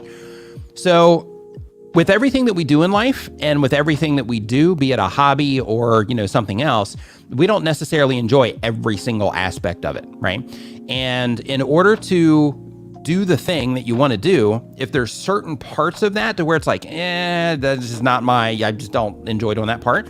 Well, you got to do that part until you can pay somebody else to do that part. So because of that, just keep pushing and do those parts with your goal in mind of whatever it is that you're trying to accomplish with the YouTube channel or whatever impact you're trying to make or whatever. Like, just have your goal in mind of what you're trying to do and use that as the motivation to get you through those parts. It would be great if it was like, hey, every single aspect of this is just like a joy. But I mean, let's be honest. Who likes writing video descriptions, right? I don't. Let me know here. Do you get joy out of writing a video description on YouTube? I'm just curious. I'm sure there's going to be somebody. But like me, I get 0% joy out of writing a video description. It's part of the gig and it's part of, what I need to do, but it's not something to where I think to myself like, oh man, I can't wait till I get to this video description part. Like, whoo, I'm upload the video, right? I see that, that module come out and I'm like, or modal come out and I'm like, oh man, here we go. Woo! Yeah, it's description time, baby. We're writing a description now. Woo! This is what I'm doing this for right here, right in the descriptions. Yeah, it is just not, that's just not, a joyous part of it, but it's just the thing that you got to do. So because of that, for those parts, you just want to, do the thing until you can get to the point that you have, somebody else that can do it. In terms of coming up with video ideas. So when it comes to video ideas, the very first thing you can do here is with your content type, the type of videos that you make, you can go to answerthepublic.com. You get 3 free searches there per day. And you can put in, for example, let's say that you are making content about, you're doing Minecraft video essays. So what you could do is you could put in Minecraft into Answer the Public. When you do that, we'll just do it. Let's just do it. Let me just show you how this goes down here. Let me scale this in. Let me go up here so I can assign this window. I'm going to show you exactly how to do this. And this is going to be helpful for everybody here. Who here has trouble coming up with video ideas? If it's you, just let me know. And I'm going to show you how to do this. I actually, here, let's do it this way. Okay, let's go to share screen, Chrome tab, and here, boom. Okay, so I'm going to show you how to do this. So basically, when you are looking for video ideas, the very first thing that you can do is you come here. It's called answerthepublic.com, and you get 3 searches. So here we can just do Minecraft, right? We'll do Minecraft, and then I hit search. Now, what Answer the Public's going to show me after the page loads here in a second is you're going to see this kind of wheel right here, right? So this wheel right here says, where Minecraft screenshots, where Minecraft is made, where Minecraft saves. Here, hold on. How do I get past this thing? No, I don't want a free lesson. Here we go. There's the X. Let's see here. When was Minecraft created? What Minecraft YouTuber are you? What Minecraft is on Switch? What Minecraft, blah, blah. But anyway, as you keep going down the list, then you see all of these different ways that people are looking for information around Minecraft, all the things that people want to know. If you come down here to this area, they show you like an alphabetical list here. And then you can go through and you can start using this to look for, okay, hey, people are looking for Minecraft house design videos. So because of that, I'm going to make a video about how to design a house in Minecraft. People are looking for Minecraft house ideas. So you can be like, hey, maybe I'm not going to show them how to build a house. Maybe I'm just going to share some just creative ideas that people can use, when they're building Minecraft houses. Like, hey, here's 3 creative ideas to help you build a more unique Minecraft house. And we're starting right now. And, Minecraft kitchen, building Minecraft kitchens, like all this stuff. It just kind of gives you like a jump off point and helps you, just kind of, spark ideas. And then from there, next thing you do is we go to YouTube. The next thing that we do here, hey, here's the channel review that I was talking about earlier. And then here's Daryl's stream that I was talking about earlier. So Daryl's stream, it looks like, is at 12:35. Their stream is at 12:05 local time. So that's 12:05 Eastern. 12:05 Eastern for most of you. Well, 12:05 Eastern, that's for everybody. 12:05 Eastern there, 12:35 Eastern for this other one. But anyway, next thing you do is you go up here to autocomplete and you start typing in Minecraft, right? And then right here out of the gate, you see Minecraft 100 Days, Minecraft Music, Minecraft House Tutorial. See, there's that house tutorial again, right? We see people are looking for that. So then there, it's like, okay, we just had 2 things right here where we can clearly see people are looking for house tutorials, so maybe I need to make some of those. But then you hit the space bar and then you hit A. And then you see animation, alley, ASMR, afterlife, SMP, so on and so forth. We're gonna hit backspace again. We're gonna hit B. Do C, and you can see all these different things that people are interested in around Minecraft. Now, that doesn't mean you have to optimize for these specific, like search terms or anything like that. But what it means is that you are, you're using these tools as a way to bring attention to, or not to bring attention to understand how the people that you are making content for are looking for things and the things that they are interested in. Now, in addition to those things, you can also use Tubebuddy for this, to where you just go here and you just type in Minecraft, and then they'll show you some of the stuff that I was showing you there from the dropdown. But another thing is people look for your information in, or they look for things in Google, of course, and in YouTube. So the cool thing here about the Tubebuddy Keyword Explorer, a lot of people, they'll put like full titles in here and stuff like that. That's the wrong way to use this. You just want to put the keyword or keyword phrase that you're going after. But basically here, you can see, a bunch of recommendations down here, but inside of Tubebuddy, they also have a Google tab you can hit. And then this shows you things that people are looking for there. And then they have video topics. And here, now we have just a huge list of video topics about Minecraft. And then a cool thing within Tubebuddy, if you're using this for the research, is since we're doing the Minecraft house, since we talked about that before, I'm just gonna click on this one, and then it's gonna change all this information to being based about the Minecraft house. So now this is all things related to Minecraft houses. So now we have Minecraft house tutorial, house ideas, house build, house tutorial aesthetic, house tutorial survival, house tutorial easy. And these are all different things that you can make videos about, because this is proving to you that people are interested in these particular subjects. And then of course, if you're trying to get some traffic from Google as well, this also shows you things that people are looking for there on Google. And then of course, we also have the video topics here around the Minecraft house also. So, you know, this is just a fantastic tool to help you come up with video ideas in a much easier way. And again, the website to mention there was Answer the Public. That one is free. And I'm not like sponsored by them or anything. Like I didn't get anything for, you know, letting you guys, you know, for sharing that.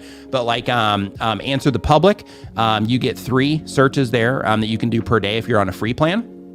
And then, of course, you have the free, you know, YouTube search. And then the Tubebuddy, for those of you that are using Tubebuddy, will also help you come up with great video ideas as well. And again, if you're not using Tubebuddy, if you're not a Tubebuddy user, I do have a link to that down in the description below. If you're a content creator, you should be using it. So there's a question right here from It's Luck saying, which is better, vidIQ or TubeBuddy? So they're both great tools. You know, like for example, if you're building a house, hey, Car Galaxy Studios, what's up, man? Like if you're building a house, you don't say, hey, which is a better tool, a hammer or a wrench, right? It's because, you know, both of them have their job that they do, and you use a hammer and you use a wrench, you know, at some point, you know, in the home construction process. So because of that, you know, when it comes to the different tools, it's not that you want to use one, you want to use any tool that will help move you forward, that will help you understand things in a better way, that will help you come up with ideas better, that will help you just achieve whatever it is that you're trying to do on YouTube.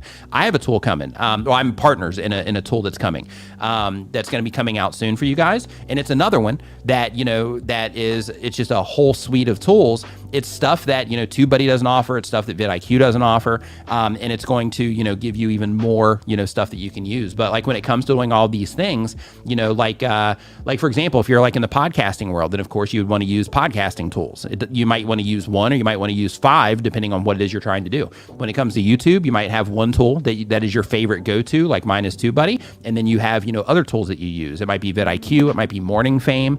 It might be Tubix, it might be VidAmigo, you know, it could be like any of these other tools as well. But like, you know, all of these different things, they all have, you know, the certain value that they bring. And then of course, some of them have overlapping features. But, you know, at the end of the day, it really comes down to, you know, what is best for what it is that you're trying to do. Let's see here. So next up on our list, hey, thank you for the super chat. PS Defense Strategy Consultant Vince Davis. Super chat.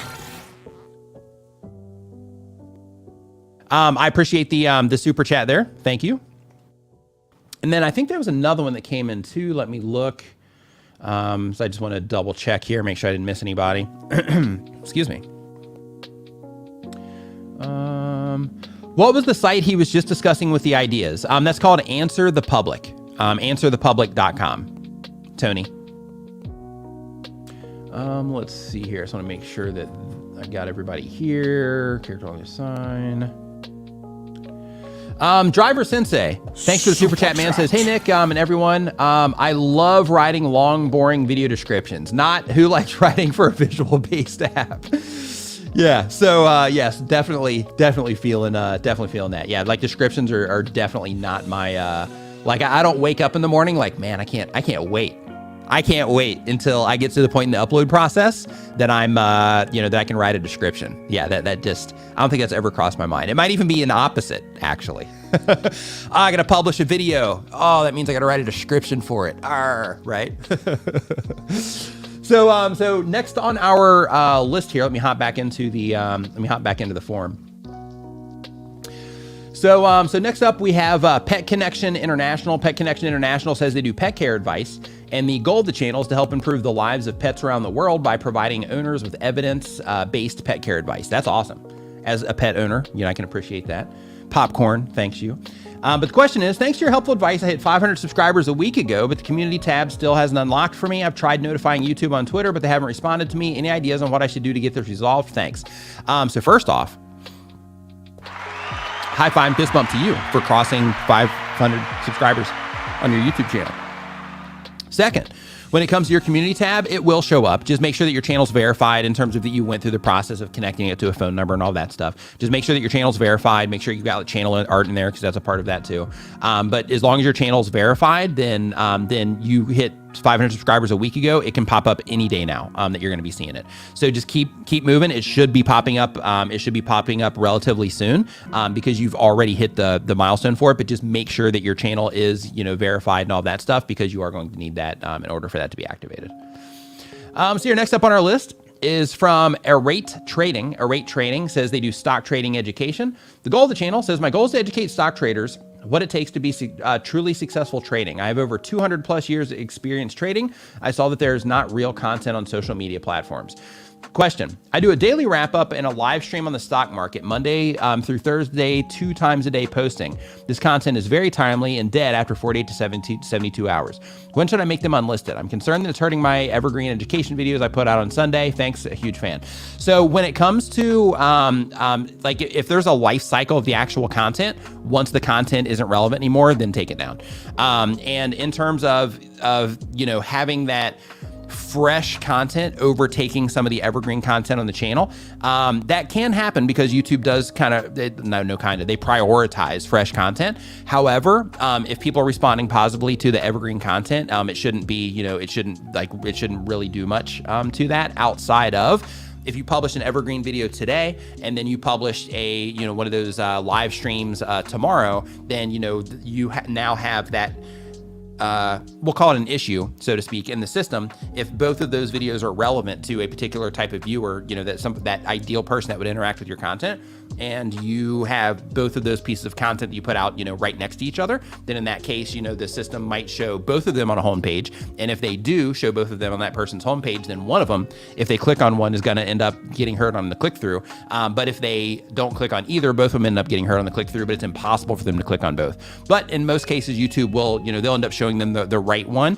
that the system thinks is the better fit for it, but not always. So because of that, if you put out a fresh evergreen video and then did the live stream, it could, kind of step on that one a little bit. But in terms of the evergreen content getting stepped on after it's already been on the channel for a while, that shouldn't really be an issue. But one thing that I would do though, just so that the system has the right content to serve to people so that they'll be interested in it, I would take down that content that isn't relevant anymore. I would take that content down. Keep in mind though, one quick thing I do want to mention. So with that, I'm not sure where you're at in your journey, but if you are trying to get into the YouTube Partner Program, keep in mind that if you do have those live streams and they remain public, then that public watch time and public view count is going to count towards your monetization, or public watch time, not the view count, but it's going to count towards your monetization on the platform. So if you're trying to go for that, you might want to just consider like, hey, maybe I should just take these off of like the main channel page. If you're putting them there, take them out of my uploads playlist and just kind of feature them in another playlist somewhere so that people can still get presented with that, at least until I get into the partner program. Then I'll start cleaning it up, or just being like, hey, I understand that, not a big deal. I'm just going to focus on the content so I can make the best possible experience for the viewer. And I'm going to take that short-term loss for the long-term gain that way, in terms of, making the best content I can for the viewer and trying to, be intentional about the community that I'm building versus trying to hold on to those live stream videos that are there just for the sake of that watch time so you can get into the partner program faster. So, that's a decision for you to make based on what you're trying to do. But those are, some things that you want to keep in mind. Let's see here. So as we keep on going, we have, really quick, we had a super chat come in. True Crime with the Goddess says that if I type my name, Michael Vaughn, the name Michael Vaughn, and filter for today, my video just created less than 24 hours doesn't show up. I feel I'm partially shadow banned. Help. So if you feel you're shadow banned, all you have to do is go into your YouTube app on your phone, or you can also do this on your computer as well. But basically what you do is you go and you put it in restricted mode. So if you're in your phone, all you have to do is up in the top right-hand side, you can, I wonder if it's gonna keep playing. Yeah, it is. Up in the top right-hand side, you're gonna see your profile picture. Click on your profile picture. When you do that, then you are going to see settings. Click on settings. And then once you click into there, you are going to see, I think it's under general. Let's find out. Yeah, so then you go under general, and then right here,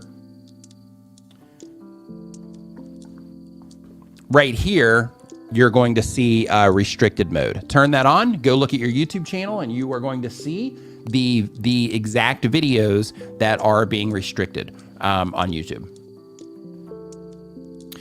So let's see here. So as we keep on going, next up, we've got, hey, Jason, I'm glad you think so. Glad you're enjoying the content, man. Thanks. Let's see here. So really quick, Jerry says that YouTube Creator Insider posted a really great video this week breaking down different video format performance, breaking down different format video performance and multiple niches on the same channel. Nice. Yeah, so everybody here, like if you're not subscribed to the Creator Insider's channel, you should be. Sometimes it can be hard to keep up on the content because we're trying to watch everything else, but you know, they just put out some great content over there. You should watch every video they put out. I watch as many of them as I possibly can. In most cases, it ends up being all of them, but sometimes y'all miss some here and there. I actually haven't watched that one yet, Jerry, but I will. Let's see here. So as we keep on going, okay, so next up on our list here, we're going to pull this one as well from the forum. This one's from Magut Descupa. I hope I'm saying that correctly. But right here, they do study and tech content. The goal of the channel is to help students study better and also help them use tech better. And the question is, I just uploaded my first video and I got 108 views in 2 days. High five and fist bump. Nice work. But I'm not getting any more views. What to do? Keep going. So keep going. Use the video that you uploaded that has 108 views on it. Go and look at the audience retention reports in that video and go and start looking at just the details around that video to see how people responded to it. But at the end of the day, just keep making videos. Like right now, you just put up your first video. Pull any information you can from that video. But at the end of the day, right now, just start continuing to make videos. Pick a day of the week that you upload or a couple days of the week that you are going to upload on a regular basis, and just hit those marks every week. You know, for as long as you can. Let's see here. So really quick, Mr. Unleashed 3D World. Welcome to the Niminati. Welcome to the Niminati. Make sure when you get the chance, you go to niminvip.com. That is our members only Facebook group. That URL is going to redirect you to our Facebook group, and you're going to need to fill out all the information on the way in. It's not a ton of stuff. It's just asking like when you joined and your channel name and all that. But basically, you fill out all that stuff on the way in so that I can verify that you are a member. And if you can do that before the stream is over today, then I can let you in there as soon as the stream is complete. Welcome to the Niminati. So I've already done that, how to fix. Okay, so what you got to do now is, and this is in regards to the question on the restricted mode. So what you do is you go and you find the videos that are restricted. So since you've already done that, you have a list of videos that you know are now restricted. So then what you have to do is you have to go in and you have to try to figure out why you think those videos got restricted. With the nature of your content, because it's true crime content, it's probably just the words that you're using in your metadata. Or like you are talking about, I'm guessing, some pretty explicit things. And if you are talking about those explicit things, they're not going to be, I'm going to say appropriate, but you know what I mean. I don't mean to frame it that way, but basically they're not going to be a good fit for everybody on the platform just based on, ages and all that good stuff. So because of that, what you have to just own, so to speak, is that some of your content, if you're doing true crime, is going to get restricted to, to older audiences, people that are, logged into YouTube and all that good stuff. But you want to go in, you want to see what the triggers are. So one thing that I recommend that you do is go and look at what tags that you're using on the videos that are restricted, look at the words that you use in the description, look at your titles in terms of, what you're promising is in that video, essentially. Go and look at those, look at your thumbnails as well, and look for anything like gory or nasty in your thumbnail. You can actually go to Google Cloud Vision. And if you just go to Google and you just type in Google Cloud Vision, they have a thing. I actually showed this on stream last week, so you can watch that stream to see how it is. But if you scroll down the page, they have a thing where you can upload a thumbnail in there, and it's going to tell you all of the information that they interpret from that. And then you can see if they can see that it looks like violent or something like that. So that would be the next thing you do. So you start looking for those triggers, and then once you start identifying your theories on like, hey, it could be this, it could be this, it could be this. When you put out new content, if you use one of those, then take a note of it, and then anything that continues to get restricted when you use that, then you want to try to not use those words when you are putting all of your stuff together. So one thing that you can do in cases like this is once you do identify those triggers, if there are things that you need to say, you can technically make it part of your branding by not saying those things and using other words in place of them. So for example, like we all know what's going on in the world right now, that we've all been dealing with for the last 2 years. So like for me, like I don't say that word on my live streams, and I try to avoid that. I also try to avoid like other words of suspicion, when I'm doing the live streams. And the reason for that is because I'll make other references to them. So instead of saying the word, I can say the thing that we've been dealing with, or the thing we've been dealing with for the last 2 years, and everybody knows what I'm talking about. But the system doesn't identify exactly what I'm saying there. So then therefore we can keep on trucking, and I don't have to worry about that. So that's what you want to do is you want to go and you want to, you just want to look for what those triggers are. And then once you find what those triggers are, then you want to try to, figure out ways that you can still say the same thing without saying it that way that will cause you to get put in restricted mode. Amelia's Cooking, thank you for the super chat there. I appreciate it. Restorative Travels, I'm glad you found me too. Hope that you're doing awesome. Thank you for hanging out in the stream today. Hope that you are doing well. So if you are, new to me and my content, just a heads up, I have a podcast as well. So if you like this question and answer type of vibe, my podcast, I upload to it. I was pretty consistent for a while. Now I upload to it occasionally. And then I think I have it on the schedule. I think starting next month, it's going to start going out on a regular basis again. But as of right now, it's just kind of it's in hold mode at this particular moment in time. But if you are new to me and my content, that's those things. And you can also follow me on Twitter, Instagram, and I also have an email list that I occasionally send out emails of, different stuff, related to content creators as well. And a bunch of other stuff down in the description as well that can help you, with your YouTube channel and, all the different stuff related to your YouTube channel. So let's see here. So as we keep on going, we've got, and I'm going to pull this one from the forum. And then after this one, I think we're going to hop into the chat and do a few out of here. And the reason we're going to hop into the chat and do a few out of here is just to do just like a quick lightning round, right? For those of you that are hanging out in the chat, maybe you came to the stream early and you didn't get a chance to get late and you didn't get a chance to get your question in the forum. So we can give you a chance to get your, question in here while we're, still continuing in the forum here once that's complete. But really quick, Alice Rambles. Welcome to the Niminati. Welcome to the Niminati. Make sure when you get the chance as well that you go to niminvip.com. It's going to redirect you to our members only Facebook group. Fill out all the stuff on the way in. And if you can do that before the stream is over today, then I can get you in there. As soon as this stream is, complete. As a quick reminder, as well, let me take this off there we go. Quick reminder as well, for everybody that does, like this type of information and likes hanging out on live streams. In addition to my stream today, there's 2 additional live streams that are happening today that you might want to check out. I recommend both of them because you're going to learn tons regardless of which ones that you watch. But the first one is a live stream with my brother D and Daniel Batal. And that particular stream is on the StreamYard YouTube channel. And with that one, it starts at 12:05 Eastern time, and they do channel reviews. So it's kind of like a game show format, and basically you just say different things in the chat, and then if what you said ends up getting picked, then they'll look at specific things on your YouTube channel and give you very specific advice with your channel pulled up, as it relates to what it is that you're doing.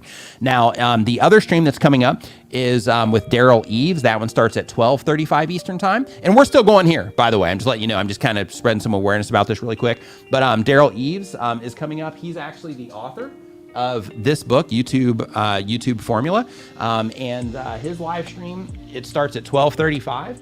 And if you are somebody that is, more advanced with this stuff, you're somebody that's like not just getting started, then in that case, you probably want to go check out and hang out in Daryl's stream. But if you're somebody that's just getting started on YouTube and you're trying to get a better understanding from all this stuff, I recommend that you hang out in the StreamYard stream. So the I Believe podcast says, how do you politely remove unruly guests without seeming like a jerk? So when it comes to the live streams, there's a little 3-dot menu right next to everybody's names here. And on the creator side, with that 3-dot menu, me or any of the people in here with the blue name with the little wrench next to it, those are moderators. We can click on that 3-dot menu. And when we do, we have an option to go and look at a YouTube channel. We can report the comment. We can just remove it. We can put a user in timeout. So if you're hanging out here and you're being unruly, then we can put you in timeout. And you can also hide users from the channel as well, so that they can come in, they can say whatever it is they want, but nobody's going to see it. So those are the ways that you do it. And the hide user from channel, for me, if somebody's coming in and they're being problematic, I think that one is more of like a fun, like, for me, that one's more fun, because it's like if they're being problematic and then I hide the user from channel, then they can come in, they can, they can act out in the comments if they want, and they can act out in the live streams if they want, but nobody will see it. So it's kind of like they're just there and they're just they're screaming into a void, and nobody can, nobody can hear them or see them or anything. So, so that's my favorite, course of action when people are being unruly. But, okay, so now we're going to hop into chat. So we're going to start here. This is how this is going to go. So if this is your first time here, basically for this part of it, what we do is we do like a lightning round, right? So I'm going to turn off my thing here. And for this lightning round, what we're going to do is you put a Q in front of your question. We're actually going to start it right here on the questions that come in. It's not going to be that one. It's going to be once I tell you to put them in there. Oh, I'm having a little bit of a display thing going on. There we go. But basically, when I say drop your question, make sure you put a Q in front of your question. That helps me identify that your question is for me and that it's not a side conversation that you're having in the chat. And what we're going to do is I'm going to start those questions right underneath the little crafty nook here where she says kind of. So anything that comes in after that, if it has that Q in front of it, then I'm gonna just pick the first handful and we're gonna answer those. So really quick, Simply Andrews Auto Repair says, what's going on, Nick? What's going on, man? Hope you're doing great. Says, where can I find info on niches and CPM information? Not switching, just wondering. I feel like it's the person, not the niche. So if you're looking for CPM information, then with that, you can actually go into, if you have an AdWords account, then you can go into the keyword planner there and you can start exploring over there, and then you'll start getting some ad rates back in terms of what people are paying for those particular, keywords. And in addition to that, you also have sites like SEMrush, to where they also, calculate that stuff, or not calculate it, but they share, that type of information as well. In terms of niche related information, from there, just hopping on Google and, just trying to, explore and try to come up with, anything you can from there would be the win. But I'm not sure what you're really going to uncover there outside of, just finding out that, like, hey, in the financial space, they typically get higher, ad rates and like that kind of stuff. But like when it comes to your CPMs, it really comes down to where people are watching from, the topic of the video, and ad inventory. So, like if somebody's watching from Thailand, you're not your CPMs for that audience are gonna be drastically lower compared to somebody that's watching from the United States. If there's, like a lot of competition for a particular keyword, then in that particular case, then what can end up happening is you have a lot of people that are trying to run ads on videos and they're outbidding each other and all that, and it ends up driving the rates up for that particular topic. So that's kind of like in a nutshell what's going on there. But in terms of, if you wanted to look for it, I would just hop on Google and, start going from there, or you could use the places that I was talking about for the actual CPM information. Okay. How do you turn off the money if you have enough subs? So all you have to do is when you're uploading your videos, if you've made it into the partner program and all you're trying to do is like, hey, I'm trying to turn off the ads. Oh, how do you turn on the money if you have enough subs? So you got to have enough subs and you got to have enough watch time. Once you meet both of those requirements, you'll get the notification inside of your dashboard to let you know that you have. And then you basically just go through their wizard of setting up your AdSense account and connecting your YouTube channel to your AdSense account. And, from there, then you'll be good to go.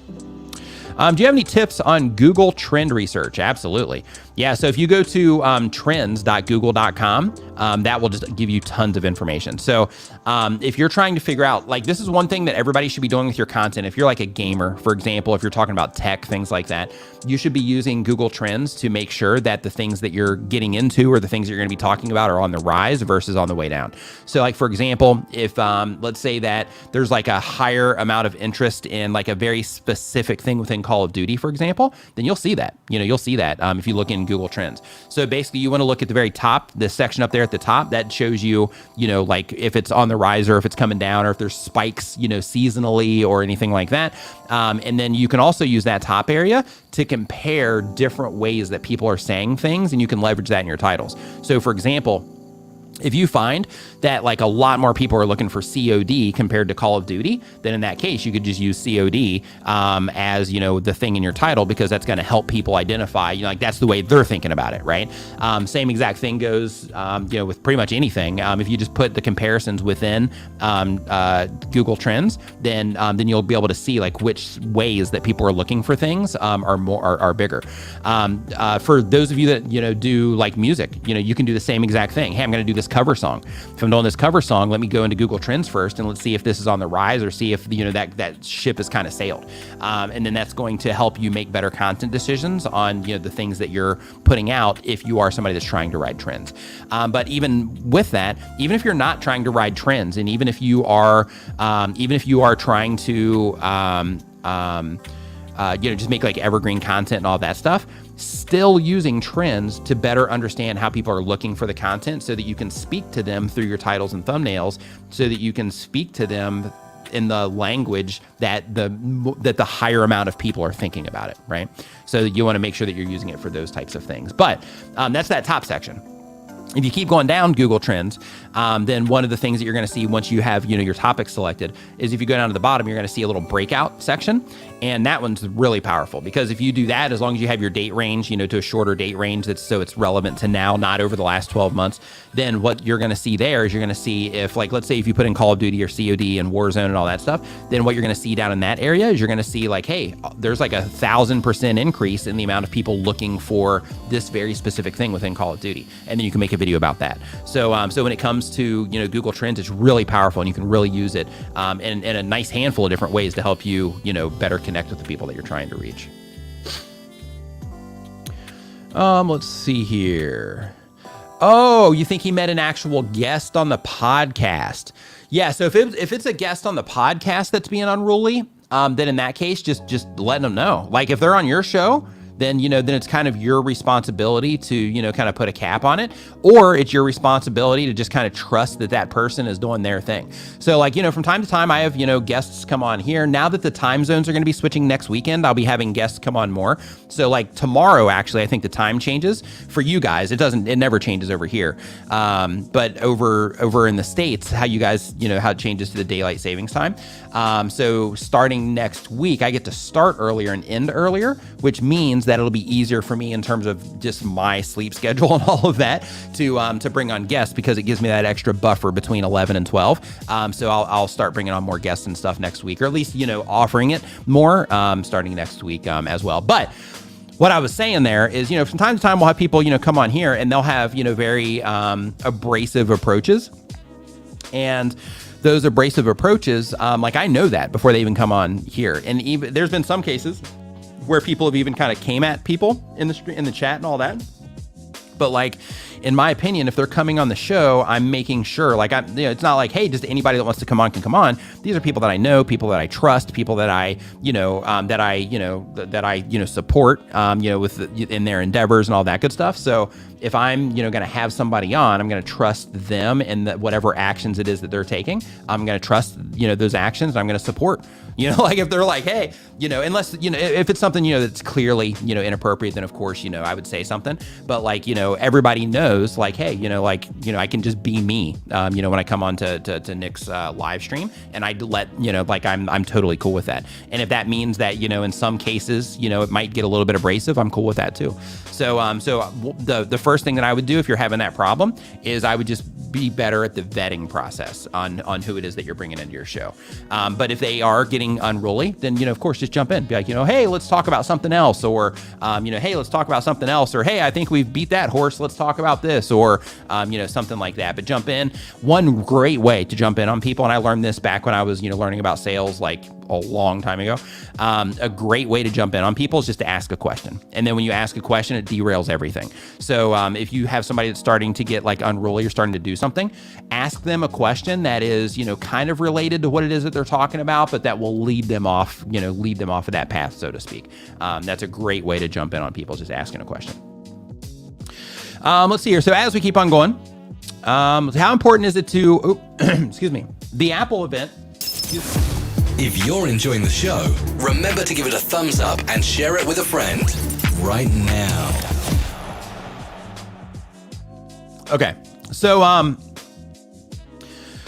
3D printed save button, nice, says the Apple event happened earlier this week, and if I make a video about it, I'm late.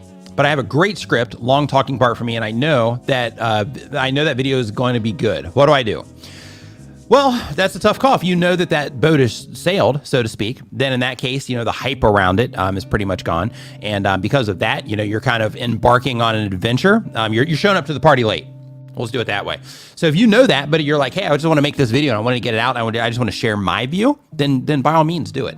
But if you're like, hey, this video needs to do well, then in that case, you might want to do something else. You might want to, put out a different video. But if you're like, hey, I just want to get this off my chest, I want to tell people what I think about this, then by all means, you don't have to be you don't have to be right on top of it.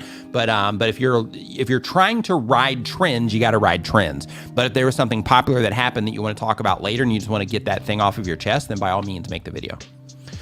How important is it to have a set schedule for uploading a video? I try to upload once a week and go by when YouTube tells me when my subscribers are online. So it's important to have a upload schedule, not just for YouTube, but for you as well.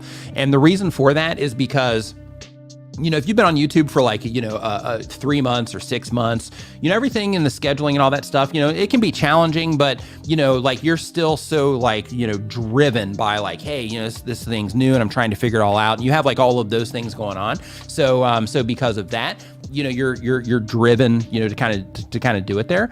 But when you create a schedule and you're like, hey, no matter what, I'm going to publish on these days and, at these times and all that good stuff, then what happens is you force yourself to build a schedule around your lifestyle that will make it possible to hit those milestones or to hit those deadlines. So because of that, a schedule is important on, multiple levels. So there's that.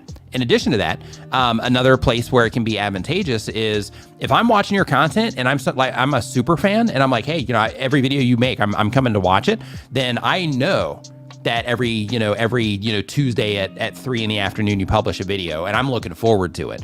So, that's another thing you got to consider is that when you do upload on a consistent schedule like that is for those people that are super fans, then you're giving them that, when they expect to get it. In addition to that, another thing is that you can also create a cadence of sorts. So, one thing that we're always doing as content creators is we look at our stats and all that stuff on a regular basis. And, because of that, when we're in there looking around, depending on when you're uploading and how videos are performing and things like that, you might see your real time or just your stats in general kind of going like this, or maybe kind of going up like this and then coming down like this and then lull for a while, then goes up for a while, then comes down. But basically when you create that kind of cadence, then what'll happen is you'll start to create a really solid consistency to where it almost gets to a point to where it's predictable with the exception of breakout videos. So then, you kind of create a rhythm of sorts, if that makes any sense with when you're publishing content and, what your stats look like. Mountain Finance. Welcome to the Niminati. I hope you guys can hear that coming through. Welcome to the Niminati. Make sure when you get the chance, you go to niminvip.com. That is our members-only Facebook group. Fill out all the information on the way in, and I'll let you into that. If you can do it sometime before the stream's over, then I'll let you in there once the stream is complete.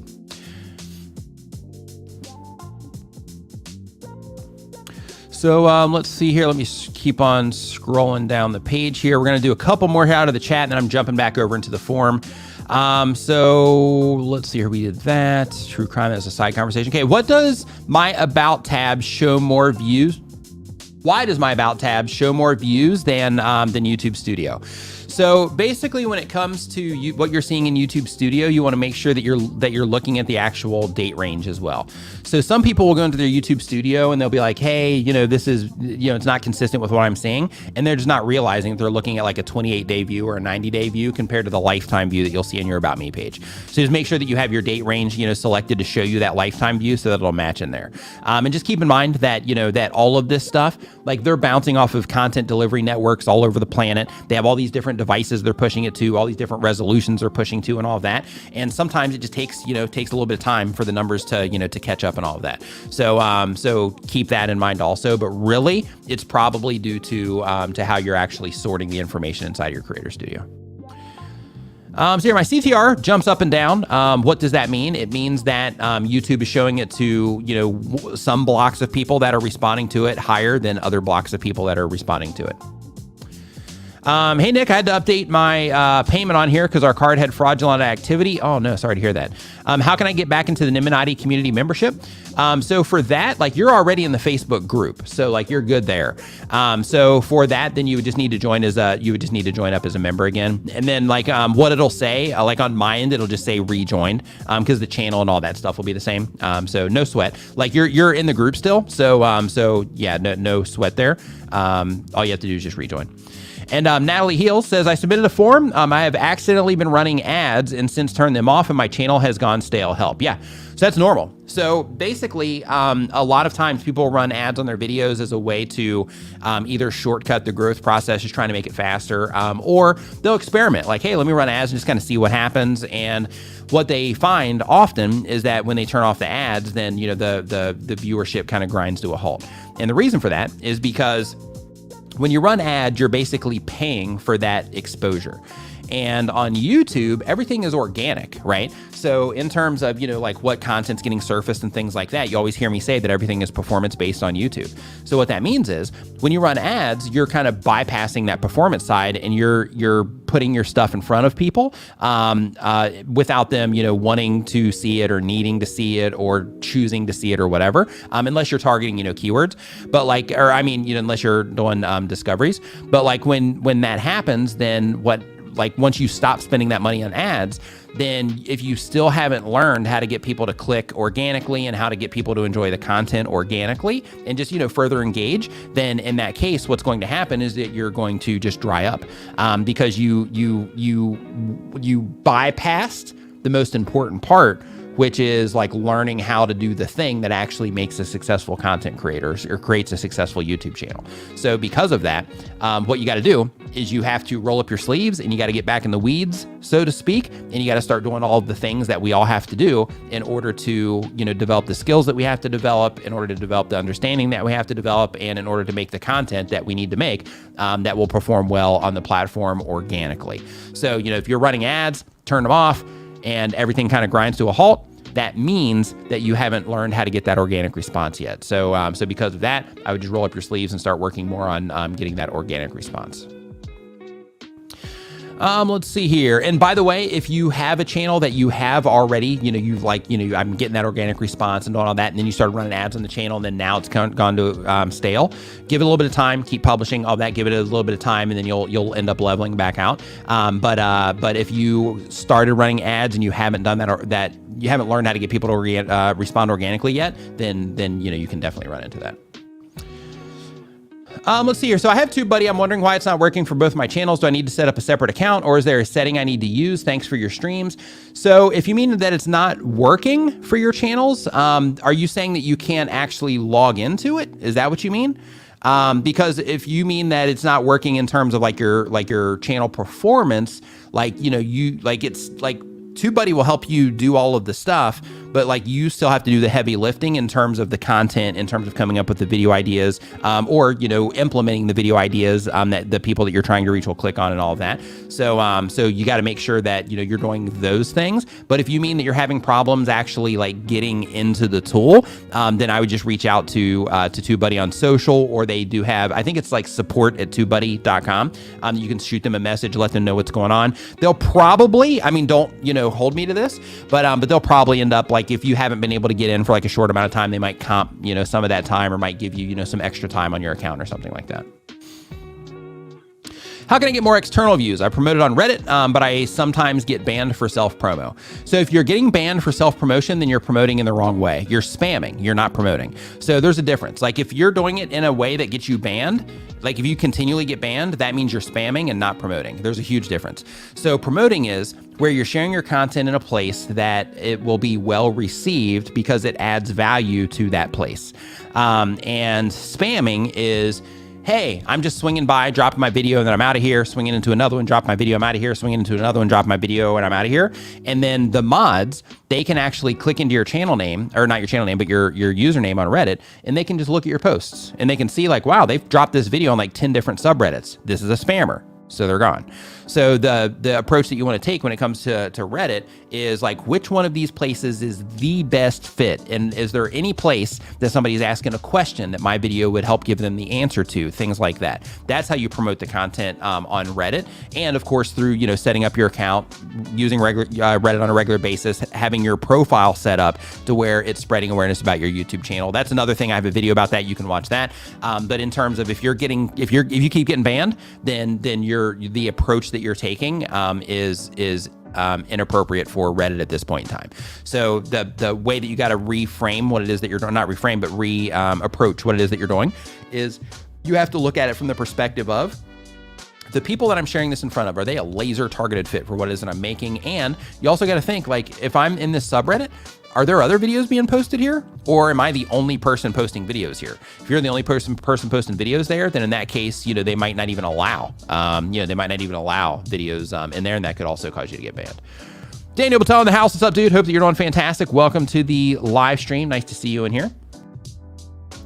It's Lux says, hey Nick, I'm trying to live stream on my channel and I get pretty decent mic and I think that a sound card to upgrade the audio quality. Should I get one? And if yes, which do you recommend? So audio is half of the experience. So because of that, I do recommend working on your audio, and it's kind of like the pot calling the kettle black, so to speak, because I had some issues here at the beginning of our stream today as well. But I think that I might know what the problem is now after all of this time. But basically when it comes to, upgrading things, I'm a huge fan of investing into the things that you're doing. So basically, if it comes to getting a mic or sound cards or, some type of device that's going to process your audio, things like that, like I'm a big fan of get the things that you need as long as you can. Get the stuff that you need in order to do the thing that you're wanting to do. So because of that, I totally support the idea of upgrading stuff and getting the things that you need to make your stuff good. But in terms of which one you should get, on sound cards, I really don't know. But I can say that the Rodecaster, if you're going to be, if you want your audio being processed and all that, I know the Go XLR is supposed to be solid, but I don't know for sure. I haven't used that one, but I know there's people that I watch and trust and know that recommend that. So that's why I'm mentioning that one, but I don't know firsthand. But the Rodecaster Pro, with the exception of my, I'll tell you what I think the problem is. With the exception of the problem, which I'll tell you in a second, this thing is just a beast. I absolutely love it. Being able to trigger sound effects, all that stuff, it's great. And I have no relationship with Rode whatsoever. They just make cool products. But the problem that I think I'm having is I think that when I reset all of this stuff up, because I got this desktop, I don't like you might not have noticed, or you probably didn't notice, but basically this live streaming desk used to be a lot shallower, and I ordered this top part for it so that I could have like a bigger space up here. And when I did that, I had to take everything apart, rewire everything, and I think that I plugged the microphone into the wrong place. So I have 4 different channels, 4 different choices, and I had a good chance there, but I had the channel 1 and channel 2. I thought that I wanted to plug it, or that I should plug it in channel 2, because that's where I have that one. But I think that it's actually channel 1 that I need to have this plugged into. So so for the next stream, that's the first test that I'm going to do on this. But anyway, when it comes to sound cards and all that, that would be the things that I would look into. But I'm totally a fan of supporting it. So how close should you get with fans? Is playing with them in Discord as a good idea, or is it unsustainable and will backfire? So that's a really good question. Really good question. And that's something that doesn't get asked here. I'm not sure if that's ever actually been asked. It probably has, but it's been a really long time. So when it comes to people that are watching your content, I can tell you firsthand that you can make some really good friends with people that watch your content. And that's one of the awesome things about YouTube, is that, it kind of creates this place where we can kind of put out the things that we're interested in.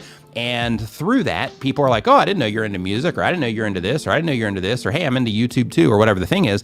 And then you start creating these, friendships through people that you'll, meet in person, or, relationships that you maintain online through messaging and all that good stuff. But I think that, as long as you approach, hey, Techno Dad, what's up, man? Hope you're doing awesome. But I recommend that you approach it with okay, first off, what kind of person am I? Because one of the things that we were talking about actually in our member stream was how, some people, like content creators, it seems like that when you go to conferences and things like that, you start to realize that a lot of content creators are introverts. And because of that, some people, they don't like to meet people in person. So if you are somebody like that, then in that case, you don't want to meet them in person, but maybe that online thing would be enough. And then in some cases, you will have people that will cross over boundaries.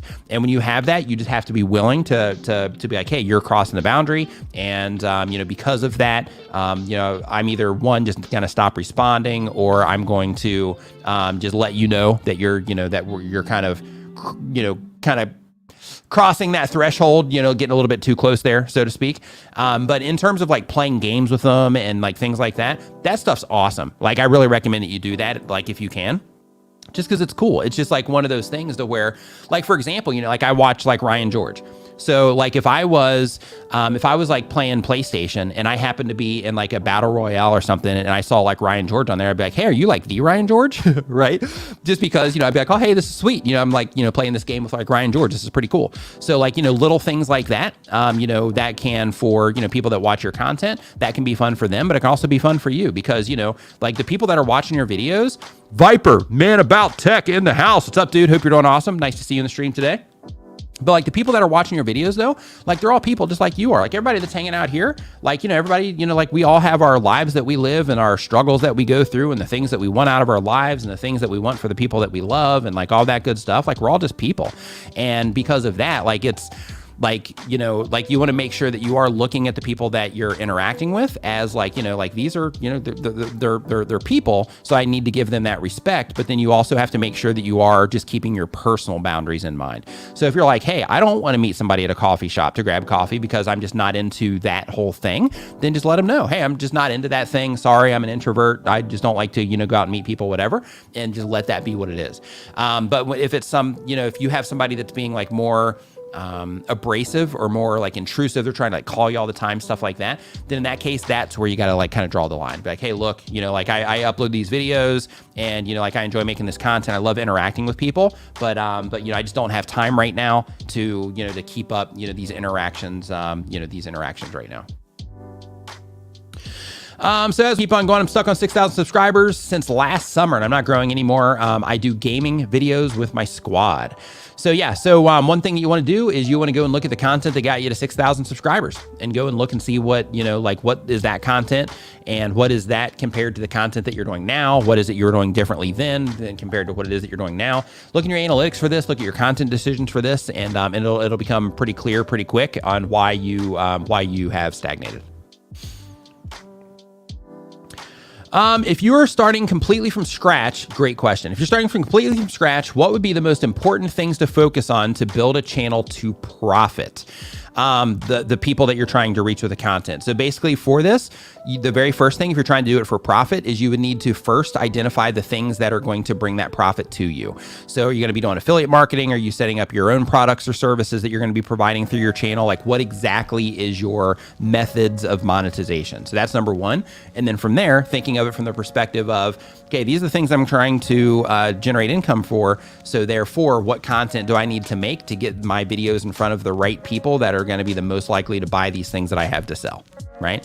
So figuring out the goal that you want to accomplish, the things that you have to sell, figuring out who the people are that you need to make the content for, and then from there, make that content on a regular basis to keep putting it out onto YouTube so that you can keep getting your videos in front of those people that will buy the stuff. And the next thing you know, if you do all the stuff that we talk about here in these streams all the time, then the next thing you know, you're going to be 6 months down the road, 3 months down the road, maybe a year down the road, and you're going to be like, hey, this is sweet. You know, I'm just making these videos and I have this content library out there. These sales are just coming in like every single day. People are buying this stuff. Everything's great.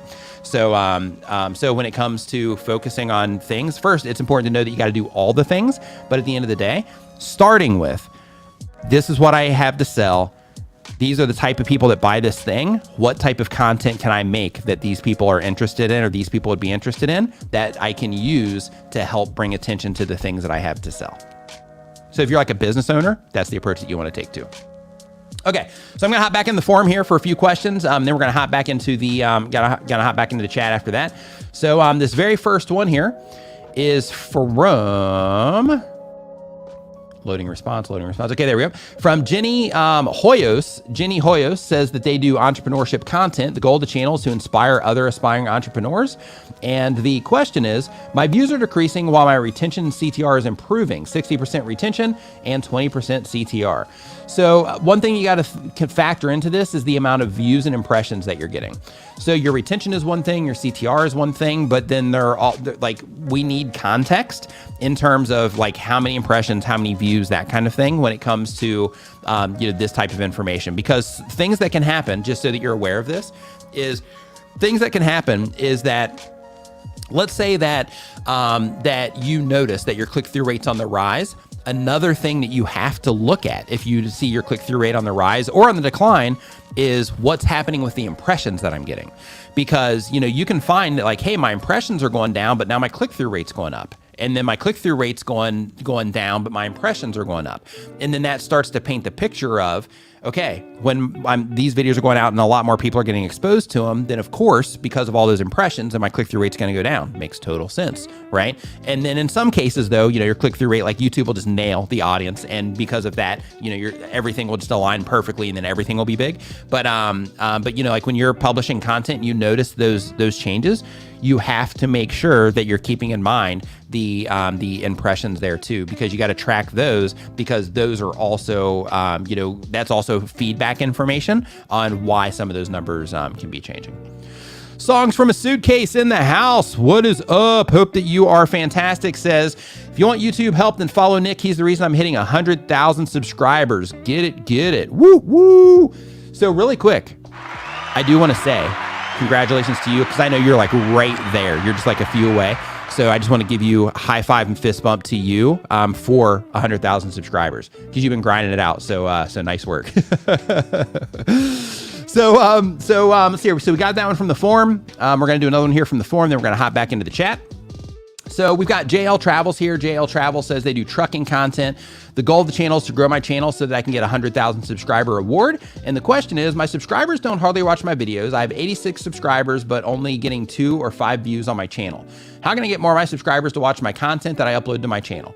So it comes down to you making content that they enjoy and want to come back for. So I know that's like an easy thing to say, but what you have to think about is, if I am publishing, like if people are subscribing to my channel and I'm publishing videos and like nobody's watching them, then that means that either the people that are subscribing are not the right people for the content that you're making, or it means that if like somebody comes into one video and they subscribe to that particular video, but you're not able to get them to click based on like the topic or how you're packaging up the video in terms of topic, title, and thumbnail, that you're not able to get them to click on your videos when they show up on their home pages or their home feeds on their phones or suggested videos or whatever.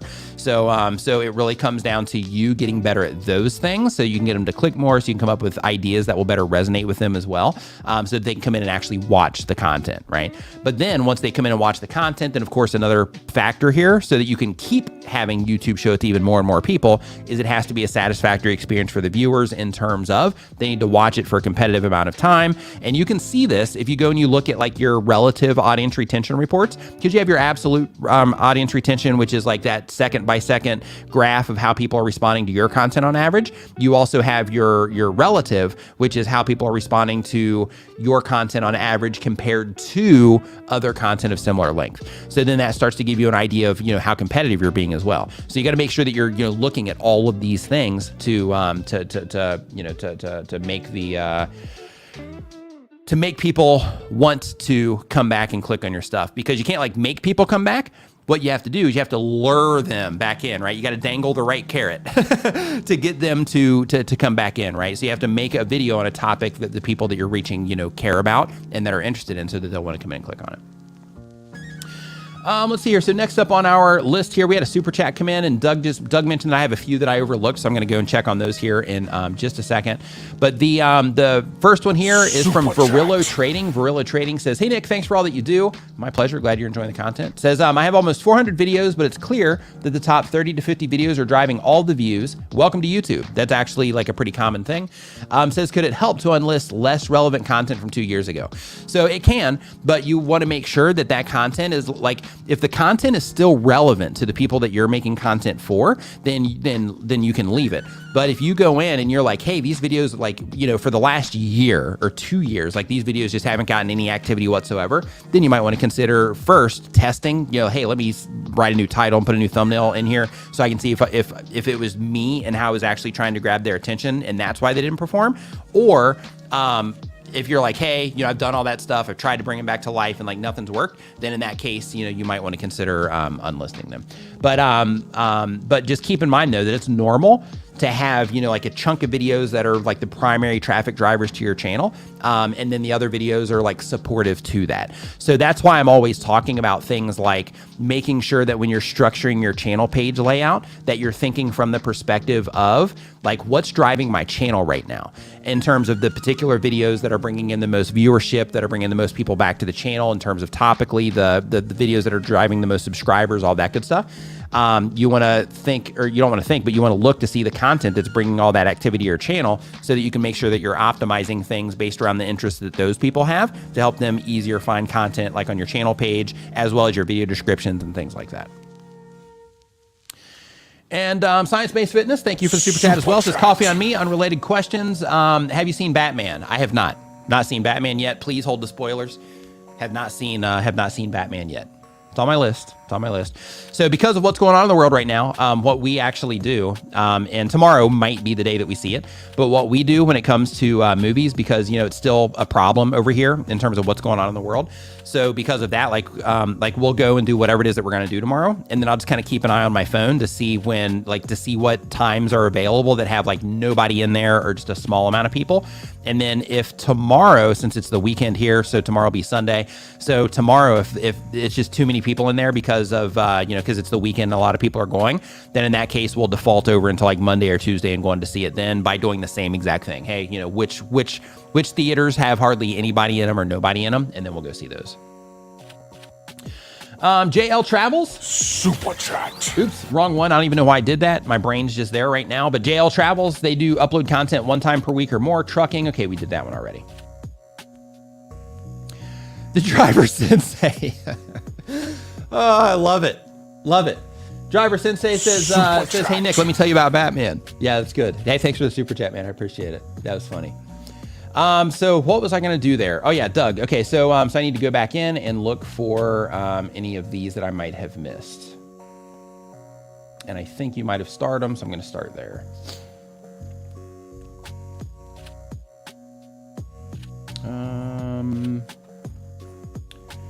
Okay, so the very first one here is from Frost, and it says, what can I do to make my YouTube channel, what can I do to my YouTube channel to make myself noticed / known in a niche community I'm passionate about?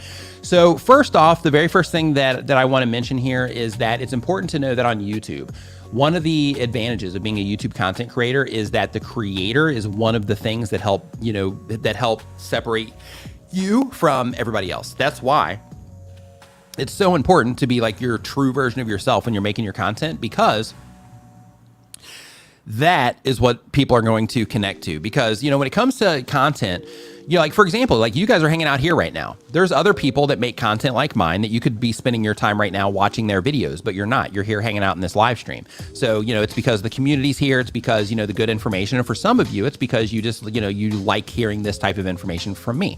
So the same exact thing applies to every single one of you. There's going to be people that, have the option to watch, other content creators that make similar content, but they're going to choose to watch you because they like, how you share things. They like the particular way that you do your jokes. They like, maybe other, nuances about you or whatever the thing is.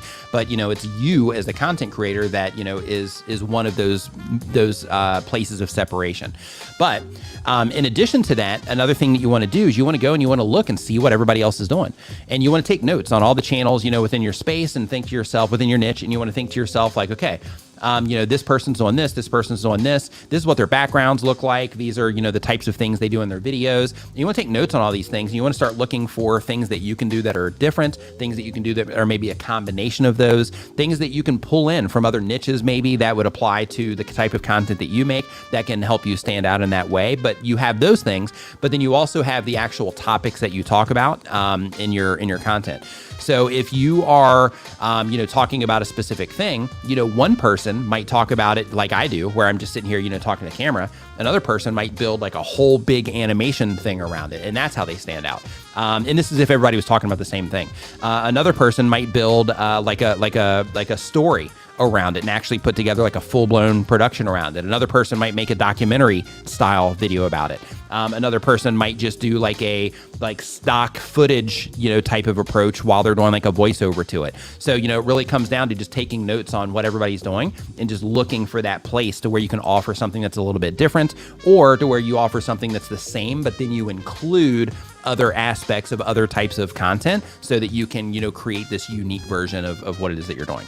So if we look at the YouTube space, since you guys watch this type of content, if you look at what it is that we're doing here, one of the ways that I stood out on my channel and that kind of, helped me kind of accelerate things with what it is that I'm doing and help me kind of like stake my claim here. Shout out to Brian G. Johnson, but help me like stake my claim here on YouTube is that one of the things that I did was at that point in time, there are people giving, like YouTube related information, but I was doing it from the perspective of like a creative. So I wasn't just sitting there and just talking to the camera and being like, hey, this is the thing. I would make like these little inserts that I would do into the video, or maybe I would have like a little short moment where I'd make like a little song in like a certain part of a clip or whatever. But, when I was editing, my videos all the time, like I would basically just kind of, put those little moments of creativity in there to let content creators know. They're like, yeah, I'm a creative too. Like I'm sharing this this stuff, but I'm also, a creative like you are. And, that kind of creates that whole thing. And in addition to that, I came in and I started working, really hard on trying to make my set look cool and trying to help, make my set pop and all of that. So when people come in as a YouTube content creator,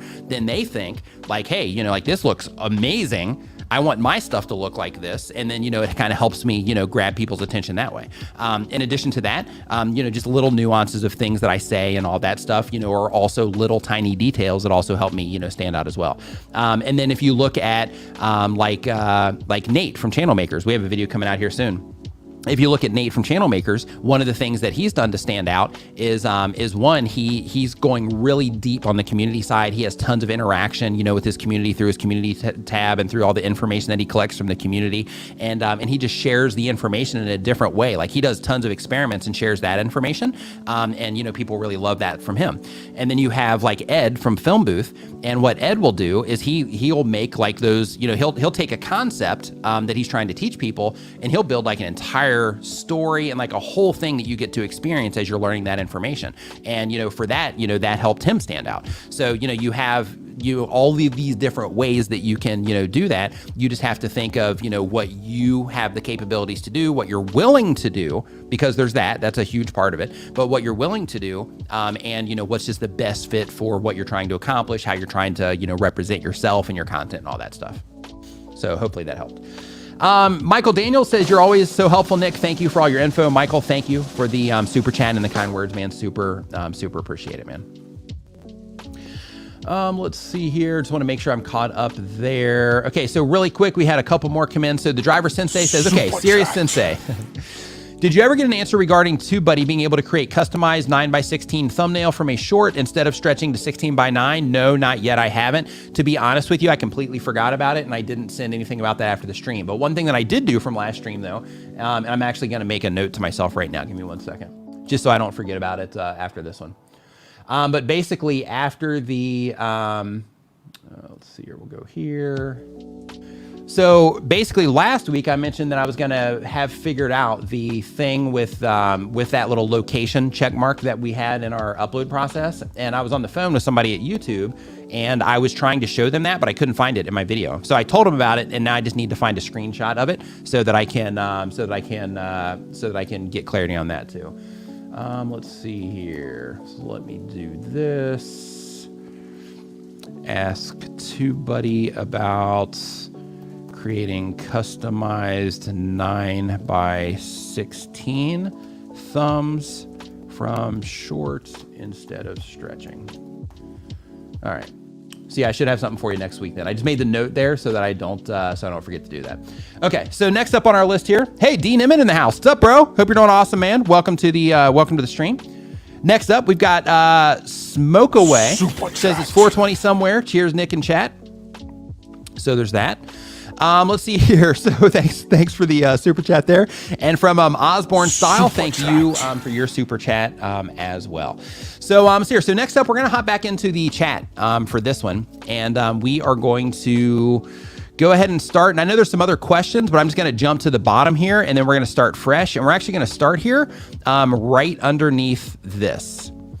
And he said that I have a few that I haven't hit yet, which means that there were some extras that I missed in here. So let me double check. And I'll pull that up right now as well. So let me scroll down. Okay, I did that one. Okay, here we go. So Demon Dro, here's another one really quick before we do the questions. I apologize because I had some here that I missed. Says, how do you take a topic, thank you for the super chat, Demon Dro, says, how do you take a topic that got 700,000 views on and touch that subject again? I did a video about 1%er patch meanings, but there was only so many patches to review. People want this, how would you do it? So I'm not sure what patch meanings are, but when it comes to following up on a video that did well, it's not always about making the same video. It's also, coming at it from different angles in terms of thinking of what somebody would watch next. So like, for example, if you have a topic that ended up getting 700,000 views, then you're proving that the people that YouTube is showing your content to, that they're into that particular topic and that you're able to get people to respond to that topic. So because of that, what you want to think about is if you made a video on topic A, then topic B doesn't have to be about the same exact thing, but what topic B does need to be is it needs to be something that the people that watch, biker patches, okay, then it should be something that that the people that watched video A, something that you predict that they would be likely to watch based on your understanding of your audience. So for example, like since you're doing this one on biker patches, then since you're trying to reach bikers that are into patches, then the next thing could be the where you make an entire series to where you publish videos like once a month or whatever on your channel, to where it's like, hey, this is our biker patch roundup. And then, you know, that's just a thing that you do every month. You could take that approach if there's enough biker patches for it. If not, then in that case, you want to start thinking from the perspective of, okay, if these bikers are into biker patches, what other types of things like biker patches is there that I could make videos about, accessory type things, I guess, that I could make videos about that they would also, you know, that I think they would enjoy, because I would enjoy, you know, if a content creator that I watched did, you know, that video after they did a patch video as an example. But you just want to think about, okay, what would be the next thing that, based on what they've proven to be interested in already, what would that next thing look like? So if it was patches, then in that case, it could be a series that you make. It could also be, if it was patches there, then, you know, the next thing, so what else, what other kind of accessories would bikers wear besides patches? I guess if you're doing things for bikers that wear like the jackets with all the embroidery and all that stuff on the back, which I guess is part of the patches maybe, then, you know, you could do something about the actual vests maybe, or the actual things they would put the patches on, you know, something like that. Then that would be something that would be complementary to that video that they watched on the biker patches. So if it was like, hey, this is a roundup of the biker patches, and then, you know, this right here, you got to put those patches on something, if it's jackets or whatever. So then maybe the next video would be something about, you know, like the vest jacket things that they wear, something like that. Let's see here. So next up on our list here, there's some others that I missed. I'm just going to go ahead and get these really quick. So Big Gaming 79, Big T Gaming 79 says, thanks for all your help. Us newbie creators appreciate everything you do. Thank you for the kind words. I appreciate that. Glad that you're enjoying the content, and thank you for the super chat there. Let's see here. So Varillo Trading, I think. Oh, okay. Oh yeah, we did that one already. We did this one. We did that one. We did that one. Okay, I think that has us caught up. Okay, right here too. I have a question. Do you have a video for 2 PC laptop setup or any recommendations? I don't have a video for a 2 PC or laptop setup for making videos or live streaming, but I am pretty sure that if you go over to the David Foster YouTube channel, pretty sure he does, because he does all types of like advanced live streaming stuff over there. So there's a really good chance that he has that video, but I'm not 100% certain. But if it was me, that would be the first place that I would look. Let's see, I have a channel dedicated to sharing my travel stories, but when not traveling, I download content about itineraries for motorcycle road trips. Very different format, 2 different for the same channel.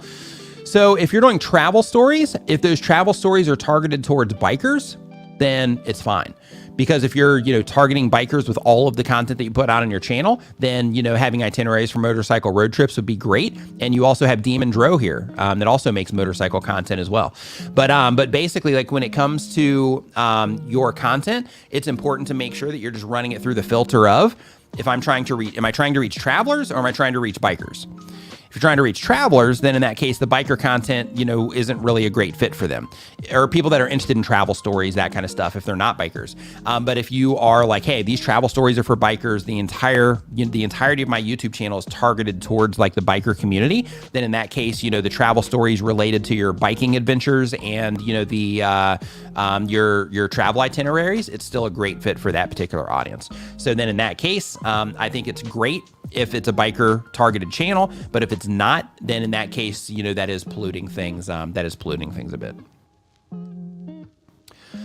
Let's see here. So says, hey Nick, what do you think about Creator Now? Should I join? I'm not familiar with what Creator Now is, but keep in mind, like when it comes to joining stuff, like if it's like a course or something, when it comes to that kind of stuff, just make sure that your skill sets are there, and that you know how to do like the skill set side of things in terms of like making thumbnails, writing titles, things like that. Because typically when you go into a YouTube course, they're going to go into like strategy and things like that. And, you know, just kind of, they'll go into strategy, they'll talk about stats, they'll talk about defining your audience, like that kind of stuff. So so you have all of those things that you're going to learn, but just make sure that you have the like video quality and the consistency and the, that you are learning how to, write better titles, which can also be, a whole part of a course, but that you also, are learning how to make thumbnails and all that good stuff. So make sure that your skill sets are going to match what it is that you're walking into for your course so that you can take full advantage of the information that you're going to learn.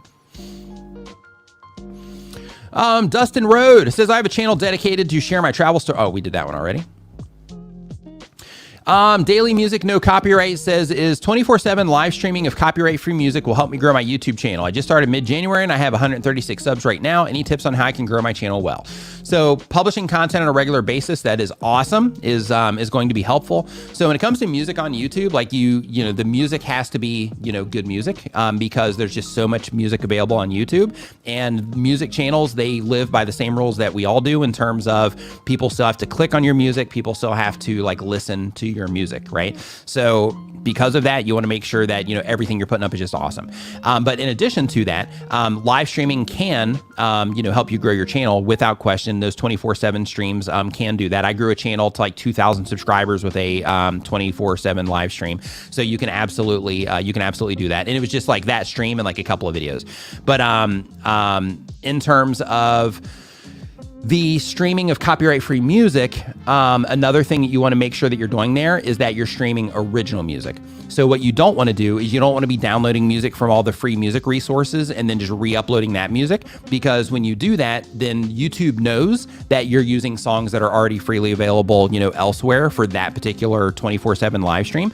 So because of that, you just want to make sure that you're uploading original music in that case, so that it gives people something fresh, because they can get the other stuff everywhere else with everybody else that's doing, all the, free music and all of that. So as long as you're, uploading, original free music as your live stream, then in that case, then yeah, you'll be good to go. But if you're just repurposing, if you're just downloading other people's stuff and uploading it, you can still grow that way, but like long term, that's most likely not going to be as sustainable as you might think right now. Petty Talks TV says, how do you make edits for an already uploaded live stream? Let's see here, without losing views and stats, like turn on captions and end screens, etc. Thank you for all your help. So you can go just go into your creator studio and turn on end screens and all that good stuff. Like you can do that, no problem at all. But the edit part is where you'll lose your chat. So so you'll keep views and all that, but your actual chat will be gone. So YouTube has their editor. So after your live stream is complete, you can go into that editor and you can make the adjustments that you need there, cut off, like countdown timers and things like that. No sweat, but you will lose the chat. Let's see here as we keep going. It says, hey Nick, what do you think? Okay, we did that one already. Thank you for the advice today. My pleasure. Glad you are enjoying it.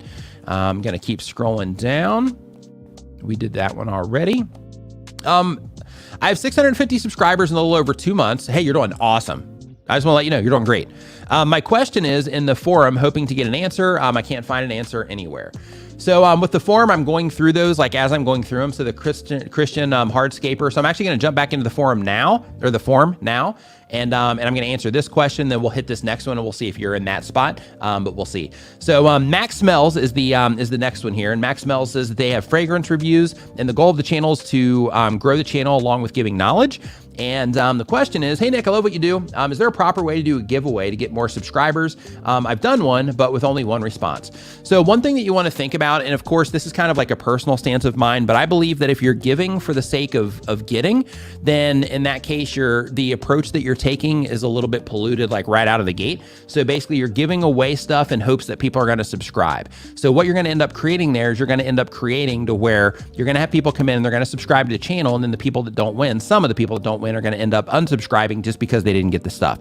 So when you do giveaways, in my thinking with giveaways is that you want to do a giveaway to give, right? So sure, you might get some benefit on the back end of that, but you also want to just do the giveaway for the sake of the give. So if you're doing it from like a marketing perspective, it's a little bit different, but like for a YouTube channel, if you're doing it for the sake of getting subscribers, then in that case, like get the subscribers with your content by adding value through your content. When you're trying to get subscribers through a giveaway, you're essentially bribing people to subscribe to the channel, and they're not necessarily subscribing because they care about your content and because they want to watch your content. They're subscribing or they're, watching that particular video because they're wanting to know if they won the thing or not. So because of that, just make sure that you're keeping that in mind. Also, YouTube frowns upon, and it's against their community guidelines to incentivize viewers to take an action through stuff. So like, for example, if you're doing a giveaway and one of the rules of the giveaway is that you have to be a subscriber to your YouTube channel, then right there, you're crossing that line and you're actually incentivizing people to subscribe, and that's actually against the community guidelines.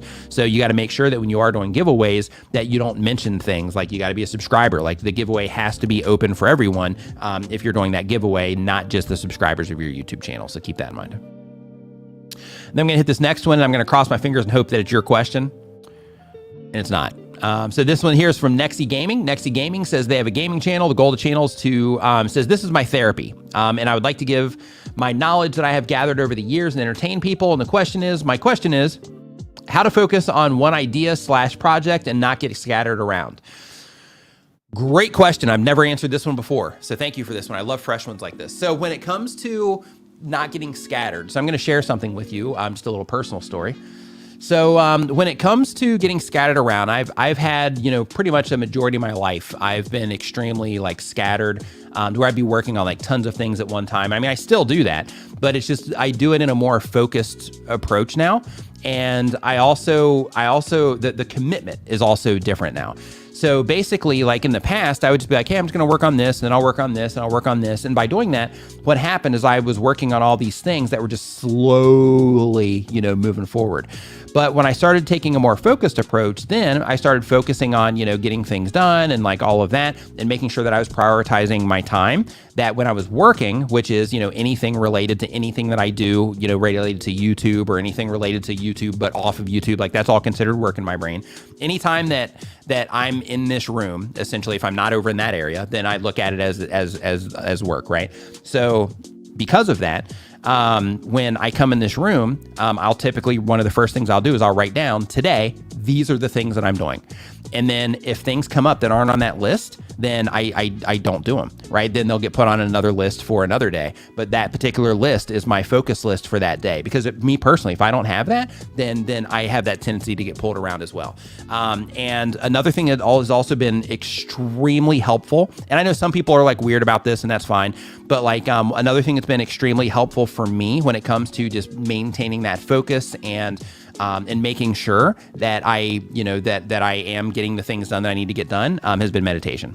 So for me, and I'm not saying from a religious perspective, I'm not saying from a new agey type of perspective, but for me, just sitting down and having that moment with myself and just giving my brain that time to, to do what your brain does in that process, has been extremely advantageous for me when it comes to how I work, when it comes to the things that I prioritize, when it comes to helping me focus just in general, when it comes to, helping me, try to not be, scattered around. Has been extremely advantageous for me in more ways than I can even explain. But all of these different things are things that will help you stay focused and not get scattered around. So if you do have problems getting scattered around, one thing that I recommend is wherever it is that you do your YouTube related stuff or your work or whatever projects you're working on or whatever, don't even take your phone in the room. If you take your phone in the room, I have this one right here during my live stream, but this is only because I'm streaming music from it. But I also, I'll put it here, I'll have this in here for live streams, but sometimes if I'm hey, I've got a lot of stuff I have to get done today, this won't even come in the room. I'll leave it downstairs, I'll leave it, in the other room or whatever. But I just make sure that I try to avoid opening Facebook Messenger, any of that stuff, because there's always people wanting to talk. And when you start letting your time up like that, then that also takes away from that focus time that you could, spend getting done the things that you need to get done. So it just helps you be more productive that way. It helps you stay more focused that way. And it, just helps you, just kind of keep moving forward, so to speak. Let's see here. That was a great question though. So thank you for asking that. So next up, we've got Swamp Sniper. Says, thanks for helping me reach 600,000 subscribers. High five and fist bump to you. Quick applause for you. Yeah, that's no joke right there. High five. Yeah, high five and fist bump to you for 600,000 subscribers. Nice work. Says, I live premiere long episodes, but no huge channels do. Scared of losing interaction if I stop. The best thing you can do in situations like that, 'cause I had that stuff happen too, right? Like you're going, you got momentum, all that good stuff, and you're like, man, this one's rough. But that's where experimentation, like you gotta try stuff sometimes. So like what I recommend, like you're scared of losing that interaction, is like just try like, one or two where you don't actually premiere it. And you might find that you actually end up getting more interaction long-term on that content versus, just those moments during the premieres. But I would definitely experiment with it, but just monitor, right? Because, with your channel right now, you're 600,000 subscribers. As you move through experiments on your channel, you get information, relatively quickly. And then you can make your decisions based on that. So what I would do is I would go and I would just do a few, 2, maybe 3, that you do without doing the premiere on it if you're not wanting to do the premieres. And just see how people respond. And then if you do notice like, hey, people aren't responding the way that I'm needing them to here, then in that case, you can always go back to continuing your premieres. Let's see here. So a booster's advice in a nutshell on creator psychology. I'm not sure what you mean with that particular question. See here, creator now is organized by Eric. Oh, okay. Yeah. So like in that case, there's probably a really good chance you'll get some great information, out of that particular one. But I haven't been through it, so I can't like endorse it or anything because I haven't been through it. So I'm not sure. In some cases, like, some people make courses because like one thing that happens is like once, people start taking notice of your YouTube channel, like you'll have people reaching out all over the place.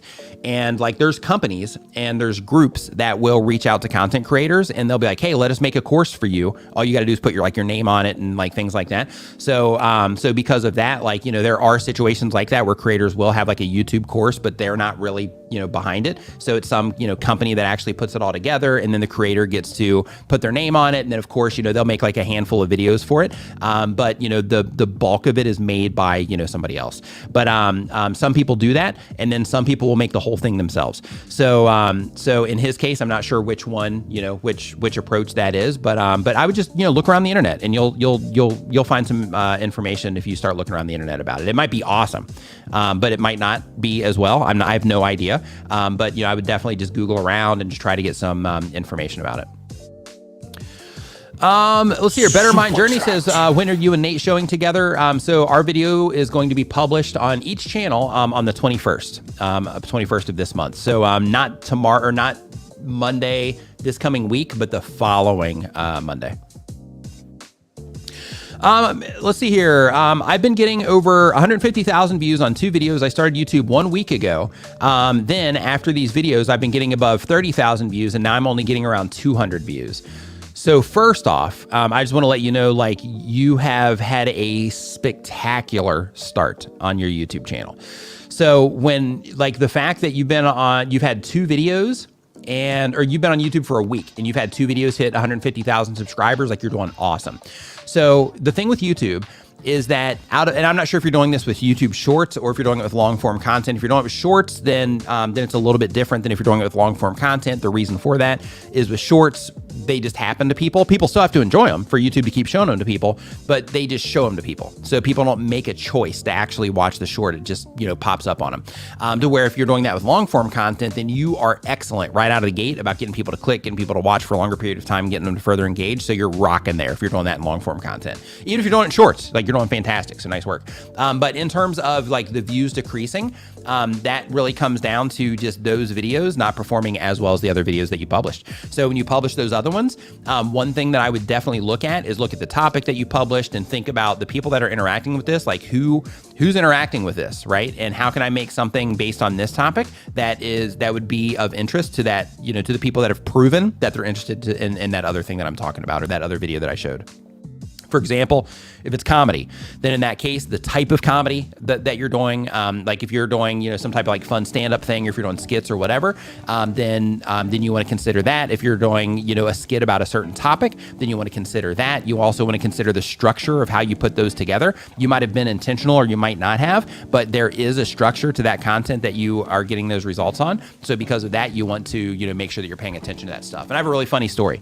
So my girlfriend, she has an Instagram account. And on her Instagram account, she has this it's like a 5-second video that she published, and on that video, it's getting like 100,000 views a day. I think now she's up to like 500 and something thousand views on it, and she's getting like a lot of followers and stuff from it.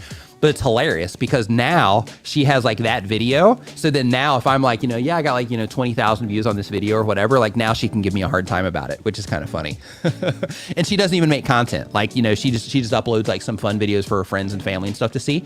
And she's just getting crushed on one of those videos. But it's cool though, because it's, it's kind of flowing over into the other videos and all that stuff. But it's funny because it kind of, she can give me a hard time now because she's had a successful video. So I have some questions. YouTube keeps removing my subscriptions because since I lost all channels, so what do I do? I'm not sure what you mean there because in terms of them removing the people that you're subscribed to, probably not. In terms of just removing everybody, yeah, definitely probably not the case. But if it is that people are subscribing to your channel, but you're also losing subscribers, don't worry about that too much. I mean, it's part of YouTube. Like, people subscribe to channels and they leave channels all the time. I've actually lost over 250,000 subscribers on my channel. It's just a normal, it's a normal part of the gig, so to speak. Like channels, as they grow, they lose subscribers. But in addition to, people just not being interested in the content anymore, or YouTube showing it to them and them deciding like, hey, I'm just not watching this type of content anymore, whatever the thing is, whatever reason they unsubscribe for, like people do unsubscribe. But in addition to that, from time to time, YouTube will also go through and do purges and things like that. But if you're just losing them like on a regular basis, that's not because of YouTube. That's most likely because people are unsubscribing from the channel. Roberto Blake in the house. What's up, my man? Hope that you're doing fantastic. Roberto says, and this is in reference to the 24/7 live stream, which we talked about that a while ago, so I must be pretty behind here in the chat, so I'll scroll down. But it says, in my experience from doing it, 24/7 live stream helps with impressions sometimes, but in a whole year, it got me 100 of my 1,700 subscribers. Yeah, like mine, it was a little bit of a different situation. Mine was up for about a year as well. And on mine, I ended up with a total, I think, of like 21 or 2,200 subscribers on the channel in total, but it was close to 2,000 of them came from the live stream. Let's see here. So I'm just going to jump to the bottom of the chat here, and then we're going to continue on from there. So I'm going to hop back into the forum here really quick, answer a question out of here, and then we're going to hop into the chat again. So the next question here is from Mana Reads. Mana Reads says that they are a booktuber. The goal of the channel is to share my love of reading. And the question is, I use red as my brand color, but I'm worried that it's too aggressive. Should I consider changing my thumbnail colors? So when it comes to your brand colors and the colors that you're using in your thumbnails, it's important to figure out what's effective before you commit to branding. So when it comes to figuring out what's effective, what I mean is a lot of content creators will commit to like a template or certain brand colors or like a certain style with their thumbnails before they've proven it to be something that people respond to. So because of that, it's just important to know that leaning on the side of effectiveness is way more important. Like from the outside, when it comes to your thumbnails, leaning on effectiveness is way more important than focusing on the branding with the thumbnails. Branding has its place, and you should consider that, but you need to consider that after you figure out what your audience responds to. So when it comes to that red, like right now, because I know that you're just getting started because you're a channel member. So when you are, I got a mosquito in here. Get out of here, buddy. So when it comes to having that branding in your thumbnails, or in that red, that you're using in your thumbnails, one thing that I just want you to know is that you should be experimenting right now, and you shouldn't be committing to any branding colors as it relates to your thumbnails. What you can do is you can add branding and all that stuff to your videos to give them that like branded vibe. But when it comes to your thumbnails right now, focus on effectiveness over everything else. And then once you figure out what's effective, that's where you can start getting creative and start thinking like, is there anything that I can do with this that would help create a recognizable look for the people that are interacting with my content, that enjoy my content? What can I do with my thumbnails to help them identify that it's mine, right? But first, before you do that, you have to make sure that you're trying to, to be effective with your thumbnails way more than you are just on the branding side. Let's see here. So next up on our list, we've got, I'm going to take a sip of coffee really quick. If you're enjoying the show, remember to give it a thumbs up and share it with a friend right now. All right, so let's see here. Mickey and Moore says, any tips for coming up with video ideas? I actually had a whole segment here in the live stream. I recommend that you watch it back on the replay. Just kind of skip through, you'll find it. If you scrub across the thumbnail preview, what you're gonna look for is you're gonna look for the moment when I was screen sharing. It's pretty early in the stream, but basically I showed like, go to answerthepublic.com, use that, and I showed like how to use it, what to look for, and also you can use Google Trends for this, which we talked about after going through that, but I didn't actually show that part. But then you can also use the autocomplete in YouTube search. You just go there and you start typing in the subjects that you talk about or that you make content about, and then you'll start getting back ideas that people are looking for content about. Nico, we've got a little bit of time left. Let's see here. Yeah, smash that thumbs up. That's what I'm talking about. Okay, so next up here, this one's gonna come from the forum from One Step. One Step says they do fighting games, and the goal of the channel is to grow a community and start a career that they actually love. And the question is, what's up, my dude? What's up, my dude? Says, hope you're doing awesome. I am. I hope you are doing awesome as well. Says, my question is it advantageous to upload a short the same day I upload long form content, or is it a bad thing? Like, does it hurt me? So you can upload multiple videos a day to your YouTube channel. You can upload a video and a short, things like that. But one thing that I recommend is to create some type of cadence with the content that you're publishing. So I see here in the notes that you upload every other day. So if you're uploading every other day, then you might want to do like a video and a short, video and a short, video and a short, video and a short, and do it that way instead of like video and then stepping on that video with a short. Because even though you're uploading it as a short, those can still show up on home pages. They can still show up on home feeds. They can still show up in search. They can still show up in getting recommended. And what you want to do is you just want to make sure that you're just giving everything enough room to where, it can get in front of, the people that you need to get in front of. But what I would do in your case is I would do a video and then a short, a video, then a short, video, then a short every other day, instead of doing a video and a short every other day. Demons Rose says, are people allowed to use your pictures on their thumbnail without your permission? I got a guy that uses my pic and logo to cover, logo on cover. Okay, so when it comes to thumbnails, you can issue a DMCA notice on thumbnails. So if somebody's using your pictures without permission, if the video, for example, is not about you, then you can issue a takedown on that thumbnail, and they'll actually get a strike for it. So so you can get that down, but you just have to make sure that if they dispute it, that you are so committed to that you are willing to take them to court if you submit that and they do dispute it, because it might end up coming to that. But if somebody is using your pictures, you can absolutely, especially because like if the video, technically because it's the thumbnail, like you could still get it taken down, but because like if the video is about you in some way, then they might be able to try to come at that as like a fair use type of thing, even though the thumbnail itself isn't kind of like a fair use type of thing, but they might be able to kind of use that as a defense in some way. But if they are using it and the video is not like about you, but they're just trying to like steal your viewers essentially, and they're just putting your picture in there and your logo and all that good stuff, then you can absolutely get it taken down.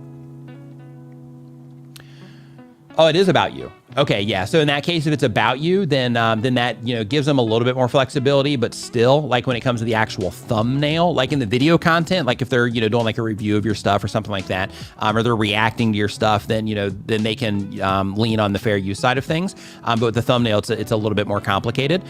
So if it was me and if I was like, hey, I don't want them using that stuff or whatever, if I was willing to take them to court over it, like I would definitely submit a takedown. I've actually done that on multiple occasions. Like I've been on YouTube since 2014, so I've had people do all kinds of crazy stuff with my stuff. So I've actually submitted quite a few takedowns on thumbnails myself. Let's see here. So as we keep on going, let's go ahead and we're going to jump back into the chat for this one. So let's go into the chat, and for this, I'm actually going to kind of shake things up here just a little bit, and I'm actually going to move over to another spot right here just to give myself a little bit of a break here on my back. Give me 1 second because I got to pull up the stream here, and I think when I do that, I'm going to cause another issue. So I'm going to pause that, and then we will go here, go to the channel, and I'm going to come into this stream here so I can read comments. Okay. So I'm going to go sit over here. I set this little thing up over here so I can just kind of go chill over here just for a different vibe for a few minutes, and then we'll come back over to here. So I'm going to head over to there, and then we'll be back.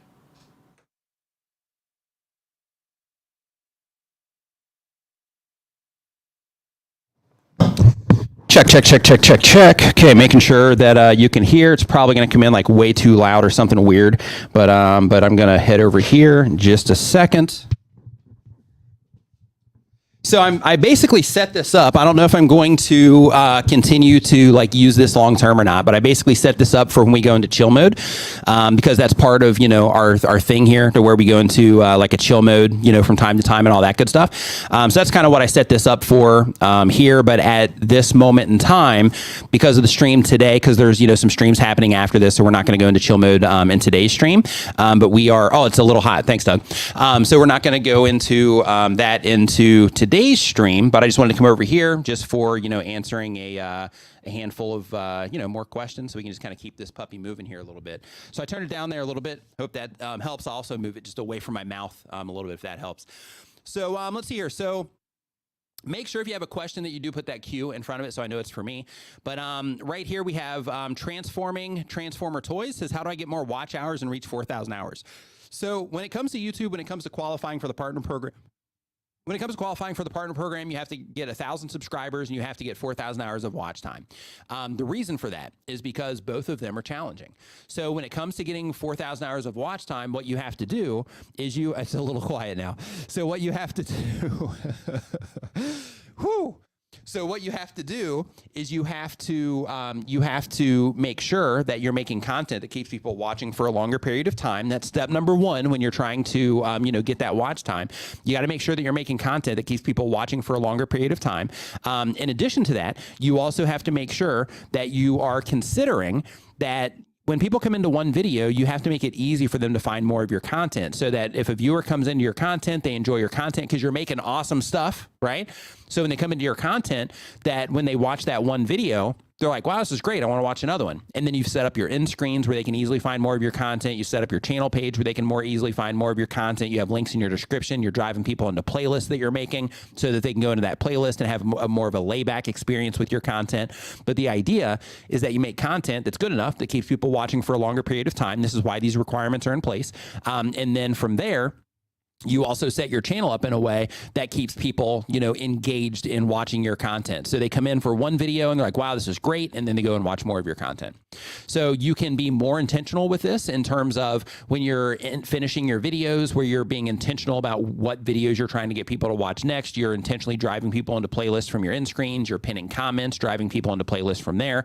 But the idea is that you're just making it easy for people to find more of your content if they're enjoying the content that they're currently watching. Jameson Travels, thank you for the kind words. I appreciate it.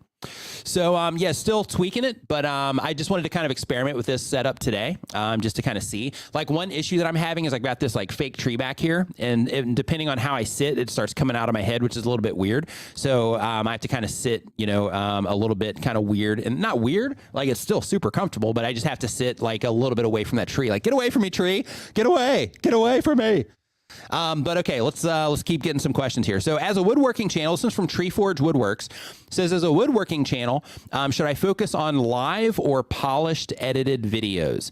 Totally your call. But here's one thing that I can say is if you have a live stream, if it's not a tight live stream, the abandonment can be pretty high pretty quick. Also, live stream content typically, unless you know how to put it all together, live stream content typically feels like live stream content.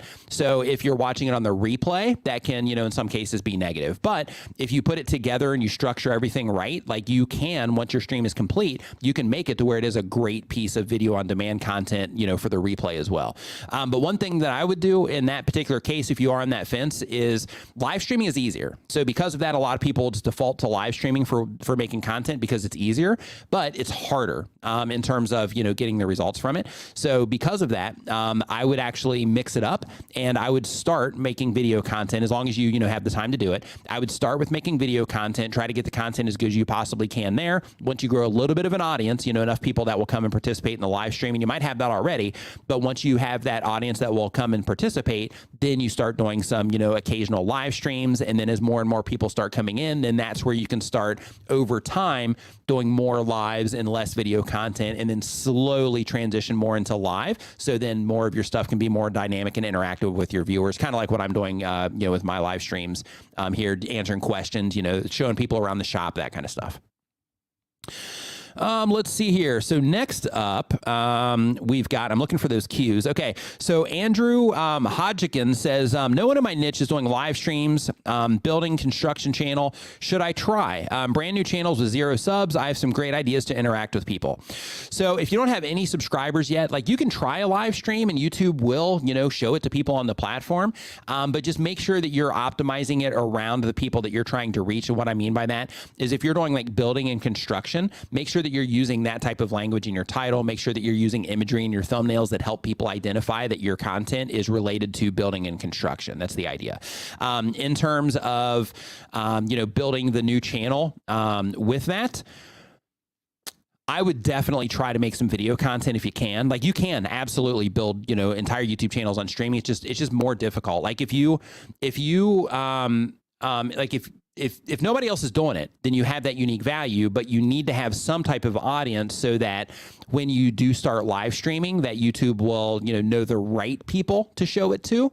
That would be, the most advantageous thing. So because of that, I would start with making some video content if you can.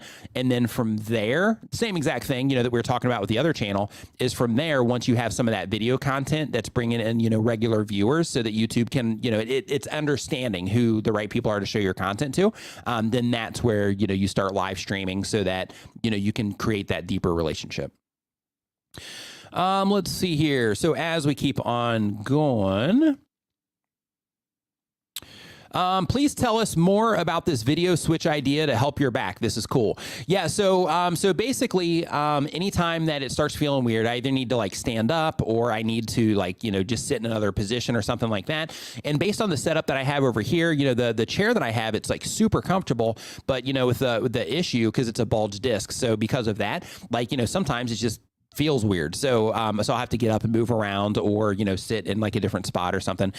So that's what this is. But I figured like in this particular case, I was like, hey, sometimes we have like a chill mode that we do here during the stream. So I was like, this could be like my chill mode spot too. So maybe I come over here if my back is like freaking out on me, or maybe I walk around for that, but then hang out here in chill mode. Still work in progress, still thinking it through. But this right here, what you're seeing on screen is currently just like an experiment with this right now. And an experiment in like weird mic holding with like a weird wristband because that looks kind of weird. So let's see here. So one thing that I do want to mention again is that here in like 4 minutes, my brother and Daniel Batal are going to be doing a channel review live stream over on the StreamYard channel. That's going to be starting in 4 minutes. So because of that, I'm actually going to move over to the other setup here. So because of that, I really recommend that if you are somebody that is wanting to get your channel reviewed in terms of somebody looking at your channel and saying, hey, you should do this. You're doing this wrong. You can do this better, like that kind of stuff. If you're looking for somebody to do that, then you definitely want to hang out in their stream. So Chantel just dropped a link to their stream in here, so you guys can head over there now if you are interested in that particular thing. And also, I want to let you know that Daryl Leaves is also doing a stream as well. So if you are a content creator that has more experience to where you're like past the channel review stuff, then in that case, his live stream happens at 12:35 Eastern time.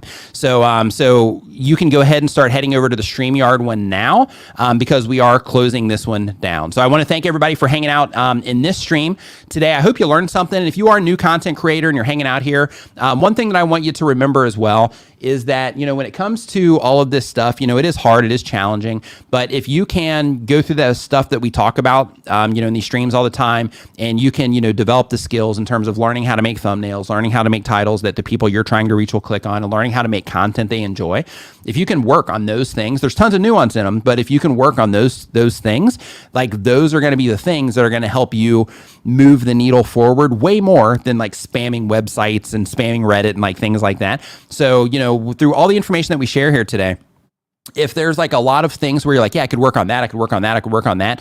One of the questions that we had was like, how do you stay focused and not get scattered all the time? That same thing can happen when you get, a lot of information about things that you can do to improve. So because of that, I recommend that you pick, a thing or a couple of things and you just kind of focus on those, but write down all of the things where you're like, yeah, I should probably work on that. I could think of that. He said this thing, these words and these particular things, maybe audience retention or click-through rate. I don't even know what those are. So let me write those down and go go and start hopping on Google and looking for, more information on that, so that you can just get a better understanding of the platform and what it is that you're doing, so that ultimately long term you'll end up doing better here on YouTube.